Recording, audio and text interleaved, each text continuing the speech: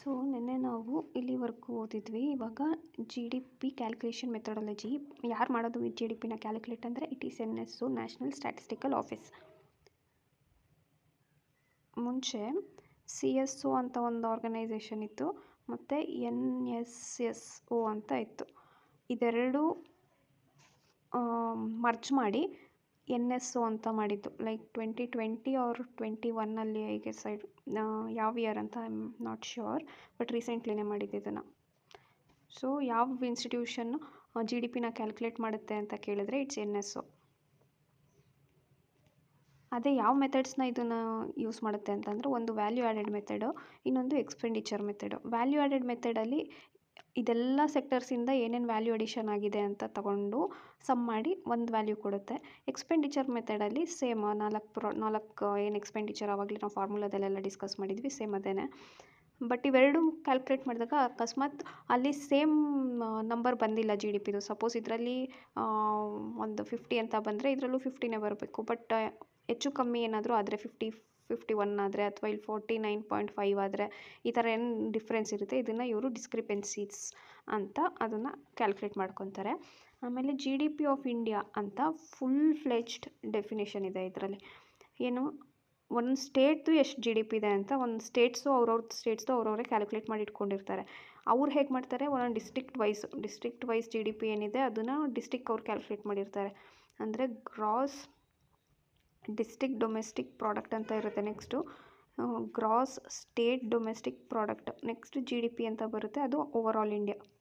ಆ ಥರ ಎಲ್ಲ ಸ್ಟೇಟ್ಸ್ದು ಸಮ್ ಮಾಡುತ್ತೆ. ಮತ್ತು ಸೆಂಟರ್ ಸ್ಪೆಸಿಫಿಕ್ ಔಟ್ಪುಟ್ಸ್ ಯಾವ್ಯಾವ್ದಿದೆ, ರೈಲ್ವೇಸು, ಡಿಫೆನ್ಸು, ಸೆಂಟ್ರಲ್ ಹೈವೇಸ್, ಈ ಥರದ್ದು ಎಲ್ಲದ್ರದ್ದು ಫೈನಲ್ ಔಟ್ಪುಟ್ ಏನಿದೆ ಅದನ್ನು ಆ್ಯಡ್ ಮಾಡ್ಕೊತಾರೆ. ಎಂಬೆಸೀಸ್ ಎಲ್ಲ ಇದಕ್ಕೆ ಸೇರುತ್ತೆ ಅಂತ ನಾವು ಆವಾಗಲೇ ಇಲ್ಲಿ ಮೇಲ್ಗಡೆ ಲಾಸ್ಟ್ ಟಾಪಿಕಲ್ಲಿ ಡಿಸ್ಕಸ್ ಮಾಡಿದ್ವಿ. Fishing vessels, oil and natural gas. So ಇದೊಂದನ್ನು ಕರೆಕ್ಟಾಗಿ ತಿಳ್ಕೊಂಡ್ರೆ ಅವನ್ನೆಲ್ಲೂ ನಮ್ಮನ್ನ ಟ್ರಿಕ್ ಮಾಡೋಕ್ಕಾಗಲ್ಲ, at least definition of G D P ಒಳ್ಳೆ. ನೆಕ್ಸ್ಟ್ ಬಂದುಬಿಟ್ಟು ಮ್ಯಾಕ್ರೋ ಎಕನಾಮಿಕ್ ವೇರಿಯಬಲ್ಸ್ ಅಂತಂದರೆ ಮ್ಯಾಕ್ರೋ ಎಕನಾಮಿಕಲ್ಲಿ ನಮಗೆ ಇವಾಗ ಯಾವ್ಯಾವ್ದು ಲೈಕ್ ಎಲಿಮೆಂಟ್ಸ್ನ ನಾವು ಇವಾಗ ಕಲಿಬೇಕು. ಅದರಲ್ಲಿ ಜಿ ಡಿ ಪಿ ಒಂದು ನಾವು ಆಲ್ರೆಡಿ ಕಲ್ತಿದ್ದೀವಿ. GNP, ಫ್ಯಾಕ್ಟರ್ ಕಾಸ್ಟ್ ಅಂದ್ರೇನು, ಮಾರ್ಕೆಟ್ ಪ್ರೈಸ್ ಅಂದ್ರೇನು, ಡಿಪ್ರಿಸಿಯೇಷನ್ ಅಂದ್ರೇನು, ಇದೆಲ್ಲನೂ ಇವಾಗ ನೆಕ್ಸ್ಟು ಇದರಲ್ಲಿ ನೋಡೋಣ. ಸೊ ಜಿ ಡಿ ಪಿ ಅಂದ್ರೇನು, aggregate or total production of final goods and services taking place in the domestic territory of the country during a year. But it may be possible that the foreign nationals working within India have contributed in that GDP production. ಅದೇ ಥರ the Indian residents or Indian citizens living outside India will be contributing to our GDP. So ಅದನ್ನು add ಮಾಡ್ಕೊಬೇಕು. So ನಾವು we are interested in measuring the output earnings made by Indian residents only. So Indians alone ಅಂತ ಇರುತ್ತೆ ಅಲ್ವಾ, ಬರೀ ಇಂಡಿಯಾದವರು, ಫಾರಿನರ್ಸ್ನೆಲ್ಲರನ್ನೂ minus ಮಾಡಿಬಿಡೋದು, Indians ಅಲೋನ್ನ include ಮಾಡ್ಕೊಳ್ಳೋದು ಪ್ರೋಸೆಸಲ್ಲಿ. So ಅಂಥ ಒಂದು ಜಿ ಡಿ ಪಿನ ನಾವು ಕ್ಯಾಲ್ಕುಲೇಟ್ ಮಾಡಿಕೊಂಡ್ರೆ that is called as gross national product. Because domestic ಅಂತಂದರೆ ಯಾರು ಬೇಕಂದ್ರೂ ಸೇರ್ಕೊಂಡಿರ್ತಾರೆ, ಎಲ್ಲರೂ ಇರ್ತಾರೆ, ಇಂಡಿಯನ್ಸು, ಫಾರಿನರ್ಸು, US ಯಾವ್ಯಾವ ಕಂಟ್ರಿ ಅವ್ರು ನಮ್ಮ ಇಂಡಿಯಾದಲ್ಲಿ ರೆವೆನ್ಯೂ ಜನ್ರೇಟ್ ಮಾಡ್ತಿರ್ತಾರೆ ಅವ್ರನ್ನೆಲ್ಲರನ್ನೂ ನಾವು ಸೇರಿಸ್ಕೊಂಡಿರ್ತೀವಿ. ಅವ್ರು ಯಾರ್ಯಾರು ವ್ಯಾಲ್ಯೂ ಅಡಿಷನ್ ಕೊಡ್ತಿರ್ತಾರೆ ಅದನ್ನೆಲ್ಲನೂ ಸೇರಿಸಿರ್ತೀವಿ. ಬಟ್ GNP ಅಂತ ಬಂದಾಗ ಅವ್ರ ಕಾಂಟ್ರಿಬ್ಯೂಷನ್ನ ಮೈನಸ್ ಮಾಡ್ಕೊತೀವಿ. ಹೊರಗಡೆ ನಮ್ಮ ದೇಶದವರು ದುಡಿದ್ಬಿಟ್ಟು ನಮಗೆ ಕಳಿಸ್ತಾ ಇರ್ತಾರಲ್ಲ ಅದನ್ನೆಲ್ಲ ನಾವು ಇನ್ಕ್ಲೂಡ್ ಮಾಡ್ತೀವಿ. ಸೊ ಓನ್ಲಿ ಇಂಡಿಯನ್ಸ್ ಆಯಿತಾ ನ್ಯಾಷನಲ್ ಅಂತ ಅಂದರೆ, ಅದಕ್ಕೆ ಇದಕ್ಕೆ ಒಂದು ಫಾರ್ಮುಲಾ ಏನು ಬರುತ್ತೆ, G D P plus factor income earned by the domestic factors of production employed in the rest of the world. ಅಂದರೆ ಇಂಡಿಯನ್ಸ್ ಆಚೆ ಇದ್ದಾರಲ್ಲ ಅವರು, ಅದನ್ನು ನಾವು ಆ್ಯಡ್ ಮಾಡ್ಕೋಬೇಕು ಜಿ ಡಿ ಪಿಗೆ. ಮತ್ತು factor income earned by the factors of production of the rest of the world employed in the domestic economy. ನಮ್ಮ ಇಕಾನಮಿಯಲ್ಲಿ ಫಾರಿನರ್ಸ್ ಯಾರ್ಯಾರು ಕೆಲಸ ಮಾಡಿಕೊಂಡು ದುಡಿತಾ ಇದ್ದಾರೆ ಅದನ್ನು ನಾನು ಮೈನಸ್ ಮಾಡಬೇಕು ಜಿ ಡಿ ಪಿಯಿಂದ. ಆವಾಗ ನನಗೇನು ಒಂದು ವ್ಯಾಲ್ಯೂ ಬರುತ್ತೆ, ದಟ್ ಈಸ್ GNP. ಇದರಲ್ಲಿ ಈ line, income earned by non residents NRIs will not be part of India's GNP. So Indian citizens ಅಂತ ಇರುತ್ತೆ, Indian non residents of India ಅಂತಾರು ಇರ್ತಾರೆ, ಆಯಿತಾ. NRIs ಅಂತ ಇರ್ತಾರಲ್ಲ ಅವ್ರದ್ದು ಇನ್ಕಮ್ ಏನಿದೆ ಅದನ್ನು ನಾವು ಕೌಂಟ್ ಮಾಡ್ಕೊಳ್ಳಲ್ಲ ಯಾವುದರಲ್ಲಿ, GNPಯಲ್ಲಿ. ಇದು ಇಂಪಾರ್ಟೆಂಟು. ಆ್ಯಂಡ್ ಇಂಥ ಪಾಯಿಂಟ್ಸಲ್ಲಿ ಅವ್ನು ಟ್ರಿಕ್ ಮಾಡ್ತಾನೆ. ನೆಕ್ಸ್ಟು ಫ್ಯಾಕ್ಟರ್ ಇನ್ಕಮ್ ಮತ್ತು market price, factor cost and market price ಏನಂತ ಅಂದರೆ, ಈ 4 ಫ್ಯಾಕ್ಟರ್ಸ್ ಆಫ್ ಪ್ರೊಡಕ್ಷನ್ ಏನಿತ್ತು, ಅದಕ್ಕೆ ರೆಸ್ಪೆಕ್ಟಿವ್ ಫ್ಯಾಕ್ಟರ್ ಪೇಮೆಂಟ್ಸ್ ಏನಿತ್ತು, ಪ್ರಾಫಿಟ್ಟು, ರೆಂಟು, ಇಂಟ್ರೆಸ್ಟು, ವೇಜಸ್ಸು, ಇದನ್ನು ನಾನು ಇನ್ಕ್ಲೂಡ್ ಮಾಡಿಕೊಂಡು ನನಗೆ ಒಂದು ವ್ಯಾಲ್ಯೂನ ಕಂಡುಹಿಡಿತೀನಿ, ಮೀನ್ಸ್ ಸೆಟ್ ಮಾಡ್ತೀನಿ. For example, if I am producing something like pizza, ನಾನೇನು ಮಾಡ್ತೀನಿ, ನನಗೆ ಮೇಂಟೆನೆನ್ಸ್ ಕಾಸ್ಟು ನಾನು ತೊಗೊಂಡಿರೋದು ಏನು ಅವನ್ನು, ನನ್ನ ರಾ ಮೆಟೀರಿಯಲ್ಲು, ಆಮೇಲೆ ಕರೆಂಟು, ಆಮೇಲೆ ನನ್ನ ಎಫರ್ಟ್ಸು, ಅದನ್ನೆಲ್ಲ ಕನ್ಸಿಡರ್ ಮಾಡಿಬಿಟ್ಟು ಒಂದು ಪ್ರೈಸ್ ಸೆಟ್ ಮಾಡ್ತೀನ. ಸಪೋಸ್ ನಾನು ರೆಂಟು ಕಟ್ತಾ ಇರ್ತೀನಿ, ಅದನ್ನು ಒಂದು ಪೀಸಾಗಿ ಎಷ್ಟು ಡಿವೈಡ್ ಮಾಡಬೇಕು ಆ ರೆಂಟ್ನ ಅಂತ ಅದನ್ನು ಡಿಸೈಡ್ ಮಾಡಿಬಿಟ್ಟು ಆ್ಯಡ್ ಮಾಡ್ತೀನ. ನೆಕ್ಸ್ಟು ಇಂಟ್ರೆಸ್ಟ್ ನಾನೇನಾದರೂ ಲೋನ್ಗಿನ್ ತೊಗೊಂಡಿದ್ರೆ ಅಥವಾ ಯಾವುದಾದ್ರೂ ಒಂದು ಬೇರೆದು ನನ್ನ ಹತ್ರ ಇದ್ದರೆ ಅದನ್ನು ಇದರಲ್ಲೇ ದುಡ್ಕೊಳಕ್ಕೆ ಟ್ರೈ ಮಾಡೋದ ನಾನು. ಸೊ ಅದನ್ನು ಆ ಫ್ಯಾಕ್ಟರ್ನು ಕನ್ಸಿಡರ್ ಮಾಡಿರ್ತೀನ. ವೇಜಸ್, ಅಕಸ್ಮಾತ್ ನಾನು ಯಾರಿಗಾದ್ರೂ ಎಂಪ್ಲಾಯ್ಮೆಂಟ್ ಕೊಟ್ಟಿದ್ದರೆ ಅದ್ರದ್ದು ಅವ್ರಿಗೆ ಸ್ಯಾಲ್ರಿ ಕೊಡಬೇಕಲ್ಲ ಎಂಪ್ಲಾಯೀಸಿಗೆ. ಈಗ ಡಾಮಿನೋಸಲ್ಲೆಲ್ಲ ಎಂಪ್ಲಾಯೀಸ್ ಇರ್ತಾರೆ, ಅವ್ರಿಗೆ ಸ್ಯಾಲ್ರಿ ಕೊಡಬೇಕಲ್ಲ. ಸೊ ಅದು ಎಲ್ಲ ಎಲ್ಲಿಂದ ತೊಗೊತಾರೆ, ಇಲ್ಲೇ ಆ್ಯಡ್ ಮಾಡ್ಕೊಂಡಿರ್ತಾರೆ. ಸೊ ಅದನ್ನೆಲ್ಲ ಇನ್ಕ್ಲೂಡ್ ಮಾಡಿ ಅದ್ರದ್ದು ಪ್ರೈಸು, ಅದ್ರ ಜೊತೆಗೆ ಇಷ್ಟೆಲ್ಲ ಒಂದು ಕಾಸ್ಟ್ ಆಗುತ್ತೆ, ಫ್ಯಾಕ್ಟರ್ ಕಾಸ್ಟು. ಅದ್ರ ಜೊತೆಗೆ ನನಗೆ ಪ್ರಾಫಿಟ್ ಎಷ್ಟು, ಒಂದು ಪಿಜ್ಜಾಗೆ ಒಂದು 50 ರೂಪೀಸ್ ಪ್ರಾಫಿಟ್ ಬೇಕು ಅಂತಂದರೆ 50 ಆ್ಯಡ್ ಮಾಡಿಬಿಟ್ಟು ಇವಾಗ ನಾನು ಒಂದು ಪ್ರೈಸ್ ಸೆಟ್ ಮಾಡಿರ್ತೀನಲ್ವಾ. ಸೊ ಈ ಪ್ರೈಸ್ನ ನಾನೇನಂತ ಕರಿತೀನಿ ಅಂತಂದರೆ ಫ್ಯಾಕ್ಟರ್ ಕಾಸ್ಟ್. ಇದು ಕಂಪ್ಲೀಟಾಗಿ ನಾನು ಡಿಸೈಡ್ ಮಾಡಿರೋದು, ಇದರಲ್ಲಿ ಬೇರೆ ಏನು ಫ್ಯಾಕ್ಟರ್ಸ್ನ ನಾನು ಇನ್ಕ್ಲೂಡ್ ಮಾಡಿರಲ್ಲ. ಆದರೆ ಜನರಲ್ಲಿ ನಾವು ಯಾವುದೇ ಒಂದು ಪ್ರಾಡಕ್ಟ್ ತೊಗೊಂಡ್ರು ಅದಕ್ಕೆ ಟ್ಯಾಕ್ಸಸ್ ಇನ್ಕ್ಲೂಡ್ ಆಗಿರುತ್ತೆ. ಜೊತೆಗೆ ಇಲ್ಲಿ ಅಕಸ್ಮಾತ್ ಯಾವುದಾದ್ರೂ ರಾ ಮೆಟೀರಿಯಲ್ಗೆ ಗವರ್ಮೆಂಟಿಂದ ಸಬ್ಸಿಡಿಗಳು ಸಿಗ್ತಾಯಿದ್ರೆ ನಾನು ಆ ಸಬ್ಸಿಡಿನ ಮೈನಸ್ ಮಾಡಬೇಕಾಗುತ್ತೆ. ಆವಾಗ ಕರೆಕ್ಟಾಗಿರೋ ಪ್ರೈಸು ಬರುತ್ತೆ. ಸೊ ಇದನ್ನು ನಾನು ಇನ್ಕ್ಲೂಡ್ ಮಾಡಿಕೊಂಡ್ರೆ while setting the price of a product or price of a good, ಆವಾಗ ಆ ಪ್ರೈಸ್ನ ನಾನು ಮಾರ್ಕೆಟ್ ಪ್ರೈಸ್ ಅಂತ ಹೇಳ್ಬೋದು. ಸೊ ಹೋಪ್ FCMP ಅಂದರೆ ಏನು ಅಂತ ಅರ್ಥ ಆಯಿತು ಅಂದ್ಕೊತೀನಿ. Next factor income is basically the income earned by the 4 factors of production, but it does not include the transfer payments. Transfer payments ಅಂತ ಅಂದರೆ ಫಾರ್ ಎಕ್ಸಾಂಪಲ್ ಅದನ್ನೇ ಸಬ್ಸಿಡೀಸು ಅದನ್ನೆಲ್ಲ ಕೊಡ್ತಾರಲ್ಲ, ಅದನ್ನೇ ಟ್ರಾನ್ಸ್ಫರ್ ಪೇಮೆಂಟ್ಸ್ ಅಂತ ಹೇಳೋದು. ಏನಕ್ಕೆ ಟ್ರಾನ್ಸ್ಫರ್ ಪೇಮೆಂಟ್ಸ್ ಅಂತಾರೆ ಅಂದರೆ it is one way. Government subsidy ಅಲ್ಲಿ ನಮಗೆ ಇದರ ಆಫರ್ ಆರ್ ಡಿಸ್ಕೌಂಟೆಡ್ ಪ್ರೈಸಲ್ಲಿ ನಮಗೆ ಪ್ರಾಡಕ್ಟ್ಸ್ನ ಕೊಡುತ್ತೆ ಅಥವಾ ಫ್ರೀನೂ ಕೊಡುತ್ತೆ. ಅದು ಒನ್ ವೇ, ಅದನ್ನು ನಾನು ವಾಪಸ್ ಗವರ್ಮೆಂಟಿಗೆ ರಿಟರ್ನ್ ಮಾಡಬೇಕು ಅಂತ ಇಲ್ಲ. So it just transferred. So ಅಂಥ ಪೇಮೆಂಟ್ಸ್ನ we call it as transfer payments, ಆಯಿತಾ. ಅದು while calculating GNP it is not included, ಯಾವುದು transfer payments. Hence GNP is the sum of GDP and factor income. ಇದನ್ನು ಕೇಳ್ತಾನೆ ಎಕ್ಸಾಮಲ್ಲಿ, ಮಾರ್ಕೆಟ್ ಪ್ರೈಸಾ ಅಥವಾ factor ಇನ್ಕಮ್ಮಾ ಅಂತ. ಆಮೇಲೆ ಯಾವುದಾದ್ರೂ ಆಪ್ಷನ್ಸ್ ಕೊಟ್ಬಿಟ್ಟು GNP include which of the following ಅಂತ ಕೇಳಿಬಿಟ್ಟು GDP, ಫ್ಯಾಕ್ಟರ್ ಇನ್ಕಮ್, ಆಮೇಲೆ ಮಾರ್ಕೆಟ್ ಪ್ರೈಸು, ಆಮೇಲೆ ಟ್ರಾನ್ಸ್ಫರ್ ಪೇಮೆಂಟ್ಸು, ಈ ಥರ ಸ್ಟೇಟ್ಮೆಂಟ್ ಆಪ್ಷನ್ಸ್ ಕೊಟ್ಬಿಟ್ಟಾದರೂ ಸರಿ ಅಥವಾ ಸ್ಟೇಟ್ಮೆಂಟ್ ವೈಸಲ್ಲೂ ಟ್ರಿಕ್ಸ್ ಮಾಡೋ ಸಾಧ್ಯತೆ ಇರುತ್ತೆ. ಸೊ ಈ ಥರ ಎಲ್ಲೆಲ್ಲಿ ಒಂದು ಎಕ್ಸ್ಕ್ಲೂಡ್ ಆಗಿದೆ ಅನ್ನೋ ಥರ ಬರುತ್ತೆ, ಆವಾಗ you should market important or market it can be a like possible trap. So GDP, factor income and does not include transfer payments, that is free money received from the rest of the world, for example remittances. ಇಲ್ಲಿ ನೋಡು, remittances include ಆಗಿರಲಿಲ್ಲ. ಅವತ್ತು ನಾವು PYQ solve ಮಾಡಿದಾಗ ಆಪ್ಷನ್ಸಲ್ಲಿ remittances ಇತ್ತು GNP ಬಗ್ಗೆ ಏನೋ statement ಕೊಟ್ಟಾಗ. ಸೊ ರೆಮಿಟೆನ್ಸಸ್ ಇಲ್ಲ ಅಂತ ನಾವಿಲ್ಲಿ ಕಲ್ತ್ಕೊಂಡಿದ್ರೆ, ಈ ಫ್ರೀ ಮನಿ ಇಲ್ಲ ಅಂತ ಗೊತ್ತಿದ್ರೆ ನಮಗೆ will be able to solve it. ಅದೇ ರೀತಿ ನ್ಯಾಷನಲ್ ಡಿಸ್ಪೋಸಬಲ್ ಇನ್ಕಮ್ ಅಂತ ಒಂದು ಬರುತ್ತೆ ಕಾನ್ಸೆಪ್ಟ್. ನ್ಯಾಷನಲ್ ಡಿಸ್ಪೋಸಬಲ್ ಇನ್ಕಮ್ ಅಂದರೆ ನ್ಯಾಷನಲ್ ಇನ್ಕಮ್ ಅಂತ ಅಂದ್ರೇನು GNP ಅಟ್ ಫ್ಯಾಕ್ಟರ್ ಕಾಸ್ಟ್, ಆಯಿತಾ. ಪ್ಲಸ್ ಟ್ರಾನ್ಸ್ಫರ್ ಪೇಮೆಂಟ್ಸ್ನ ನಾವು ಇನ್ಕ್ಲೂಡ್ ಮಾಡಿಕೊಂಡ್ರೆ ಅದೇ ನ್ಯಾಷನಲ್ ಡಿಸ್ಪೋಸಬಲ್ ಇನ್ಕಮ್. ಸೊ ಅದನ್ನು ಇವರು ಇಲ್ಲಿ ಏನು ಗ್ರಾಫ್ ಥರ ಕೊಟ್ಟಿದ್ದಾರೆ. ಒಂದು ಫಸ್ಟ್ ಇಲ್ಲಿಂದ ರೆಫರೆನ್ಸ್ ತೊಗೊಳ್ಳೋದು G D P plus net factor income from abroad. Net factor income from abroad ಅಂದ್ರೇನು, ನಮ್ಮ ಇಂಡಿಯನ್ಸ್ ರೆವೆನ್ಯೂನ ಪ್ಲಸ್ ಮಾಡ್ಕೋಬೇಕು, ಫಾರಿನ್ ರೆವೆನ್ಯೂನ ಮೈನಸ್ ಮಾಡಬೇಕು. ಆವಾಗ ಏನು ಒಂದು ವ್ಯಾಲ್ಯೂ ಸಿಗುತ್ತೆ, ಅದು net factor income from abroad. ಆ ವ್ಯಾಲ್ಯೂನ ನಾನು GDP ಜೊತೆಗೆ ಪ್ಲಸ್ ಮಾಡಿದ್ರೆ ನನಗೆ ಸಿಗೋದು GNP. ಇದನ್ನು ಆಲ್ರೆಡಿ ಡಿಸ್ಕಸ್ ಮಾಡಿದ್ವಿ. ಈ GDPಯಿಂದ ಡಿಪ್ರಿಸಿಯೇಷನ್ನ ಮೈನಸ್ ಮಾಡಿದ್ರೆ, ವೇರ್ ಆ್ಯಂಡ್ ಟೇರ್ ಅಥವಾ ಏನೇನು ಲಾಸಸ್ ಇರುತ್ತೆ ಅದನ್ನು ನಾನು ಮೈನಸ್ ಮಾಡಿಕೊಂಡ್ರೆ ನನಗೆ ನೆಟ್, ಇದು ಗ್ರಾಸ್ ಅಲ್ವಾ, ಇಲ್ಲಿ net domestic product. Almost all ಎಕನಾಮಿಕ್ಸಲ್ಲಿ ಗ್ರಾಸ್ ಇದೆ ಅಂತ ಅಂದರೆ ಅದ್ರದ್ದು ನೆಟ್ ವ್ಯಾಲ್ಯೂನೂ ಇದ್ದೇ ಇರುತ್ತೆ. ಗ್ರಾಸ್ ವ್ಯಾಲ್ಯೂ ಇದೆ ಅಂದರೆ ನೆಟ್ ವ್ಯಾಲ್ಯೂನೂ ಇದ್ದೇ ಇರುತ್ತೆ. So gross domestic product. Next ಇದು net domestic product at market price. ಅದೇ ಮಾರ್ಕೆಟ್ ಪ್ರೈಸಿಂದ ನಾನು ಫ್ಯಾಕ್ಟರ್ ಕಾಸ್ಟಲ್ಲಿ ನಾನು ಎನ್ ಡಿ ಪಿನ ನೋಡಬೇಕು ಅಂತ ಅಂದರೆ ಈ ಎನ್ ಡಿ ಪಿಯಿಂದ ನಾನು ಇಂಡೈರೆಕ್ಟ್ ಟ್ಯಾಕ್ಸಸ್ನ ಆ್ಯಡ್ ಮಾಡಿ ಸಬ್ಸಿಡೀಸ್ನ ಮೈನಸ್ ಮಾಡ್ತೀನಿ. Factor cost plus indirect taxes add minus subsidies gives you N D P at market price. Same ಅದೇ ಥರ ಇಲ್ಲಿ ಜಿ ಎನ್ ಪಿ ಆಗುತ್ತೆ. ಡಿಪ್ರಿಸಿಯೇಷನ್ನ ಮೈನಸ್ ಮಾಡಿದ್ರೆ ನಮಗೆ ಸಿಗೋದು N N P. G N ಪಿಯಿಂದ ಎನ್ ಎನ್ ಪಿ ಸಿಗುತ್ತೆ. ಈ N N P at market price ಏನಿದೆ, ಅದನ್ನು ನ್ಯಾಷನಲ್ ಇನ್ಕಮ್ ಅಂತ ಕರೀತಾರೆ. ಸಾರಿ, ಇಲ್ಲಿ ನಾನು ಫ್ಯಾಕ್ಟರ್ ಇನ್ಕಮಲ್ಲಿ ಹೇಳಿದ್ದೆ ಅಲ್ವಾ, ತಪ್ಪು.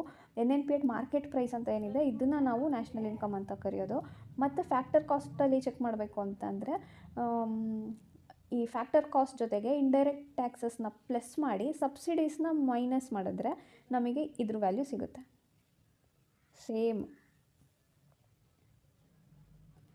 ಸೊ ಇಲ್ಲಿ ಬಂದ್ಬಿಟ್ಟು ಫ್ಯಾಕ್ಟರ್ ಕಾಸ್ಟ್ ಅಂದರೆ ಹೇಗೆ ಕಂಡುಹಿಡಿಯೋದು, ಮಾರ್ಕೆಟ್ ಪ್ರೈಸ್ ಅಂದರೆ ಹೇಗೆ ಕಂಡುಹಿಡಿಯೋದು ಅಂತ ಹೇಳ್ತಾರೆ. ಫ್ಯಾಕ್ಟರ್ ಕಾಸ್ಟ್ ಇಲ್ಲಿ ನೋಡಿ, market price is equal to factor cost ಅಂತ ಅಂದರೆ ನಂದು ಅದೇ 4 ಕನ್ಸಿಡರೇಷನ್ ಇದೆಯಲ್ಲ. ಪ್ರಾಫಿಟ್ ಎಷ್ಟು ಬೇಕೋ, ರೆಂಟ್ ಎಷ್ಟು ಕಟ್ತಾ ಇದ್ದೀನಿ, ನಾನು ವೇಜಸ್ ಎಷ್ಟು ಕೊಡ್ತಾ ಇದ್ದೀನಿ, ಮತ್ತು ಇಂಟ್ರೆಸ್ಟ್ ಏನಾದರೂ ಕಟ್ತಾ ಇದ್ದೀರಾ ಅದೆಲ್ಲನೂ ಇನ್ಕ್ಲೂಡ್ ಮಾಡಿ 100 ರೂಪಾಯಿ ಅಂತ ಡಿಸೈಡ್ ಮಾಡಿರ್ತೀನಿ ಒಂದು ಪ್ರಾಡಕ್ಟಿಗೆ. ಅದ್ರ ಜೊತೆಗೆ ಇಂಡೈರೆಕ್ಟ್ ಟ್ಯಾಕ್ಸ್ ಈ ಪ್ರಾಡಕ್ಟಿಗೆ ನಾನು 10 ರೂಪಾಯಿ ಕಟ್ಟಬೇಕಾಗುತ್ತೆ. ಅದನ್ನು ನಾನೇ ಕಟ್ಟಲ್ಲ, ಕನ್ಸ್ಯೂಮರೇ ಡೈರೆಕ್ಟಾಗಿ ಕಟ್ಟಬೇಕು, ಆ ಥರ ಮಾಡೋದಲ್ವಾ. ಸೊ ಅದನ್ನು ಸೆಲ್ಲರಲ್ಲ, ಅವ್ರ ಮ್ಯಾನುಫ್ಯಾಕ್ಚರರ್ ಅಲ್ಲ ಕಟ್ತಾ ಇರೋದು, ಯಾರು ಕನ್ಸ್ಯೂಮ್ ಮಾಡ್ತಿದ್ದಾರೆ ಅವ್ರು ಕಟ್ತಾ ಇರೋದಲ್ವಾ. ಸೊ ಇಂಡೈರೆಕ್ಟ್ ಟ್ಯಾಕ್ಸಸ್ಸು 10 ರೂಪೀಸು ಅದನ್ನು ಸೇರಿಸಿ ತಾನೇ ತೊಗೊಳೋದು. ಇವಾಗ ನೀನು ಏನಾದರೂ ಪ್ರಾಡಕ್ಟ್ ತೊಗೊಳಕ್ಕೆ ಹೋಗ್ತೀಯ ಅಂತಂದರೆ ಜಿ ಎಸ್ ಟಿ ಆ್ಯಡ್ ಆಗಿರುತ್ತೆ ಪ್ರಾಡಕ್ಟ್ ಮೇಲೆ, ಆ ಟ್ಯಾಕ್ಸ್ ಇದೆ ಆಯಿತಾ. 110 ರೂಪಾಯಿ ಆಗುತ್ತೆ. ಈಗ ಅದು ಮಾರ್ಕೆಟ್ ಪ್ರೈಸ್. ಸಪೋಸ್ ಇಲ್ಲೇನಾದರೂ ಫ್ಯಾಕ್ಟರ್ ಕಾಸ್ಟ್ ಕ್ಯಾಲ್ಕುಲೇಟ್ ಮಾಡಬೇಕಾದ್ರೆ ನಾನು ತೊಗೊಂಡಿರೋ ಪ್ರಾಡಕ್ಟ್ಸಿಗೆ ಅಥವಾ ಯಾವುದೋ ಒಂದು ಪಾಯಿಂಟಲ್ಲಿ ಸಬ್ಸಿಡೀಸ್ ನನಗೆ ಸಿಕ್ಕಿತ್ತು ಅಂತ ಅಂದರೆ ಆ ಸಬ್ಸಿಡೀಸ್ನ ನಾನು ಮೈನಸ್ ಮಾಡ್ತೀನಿ. ಆಗ ಫೈನಲ್ ಆಗಿ ನನಗೆ ಒಂದು ಮಾರ್ಕೆಟ್ ಪ್ರೈಸ್ ಸಿಗುತ್ತೆ. ಏನು ಅಂತಂದರೆ ಫ್ಯಾಕ್ಟರ್ ಕಾಸ್ಟ್ ಜೊತೆಗೆ ಇಂಡೈರೆಕ್ಟ್ ಟ್ಯಾಕ್ಸಸ್ನ ಸೇರಿಸಿ ತೊಗೊಳೋದು, ಆದರೆ ಸಬ್ಸಿಡೀಸ್ನ ನಾನು ಮೈನಸ್ ಮಾಡೋದು. ಆವಾಗ ನನಗೇನು ಬರುತ್ತೆ ಅದು ಮಾರ್ಕೆಟ್ ಪ್ರೈಸ್.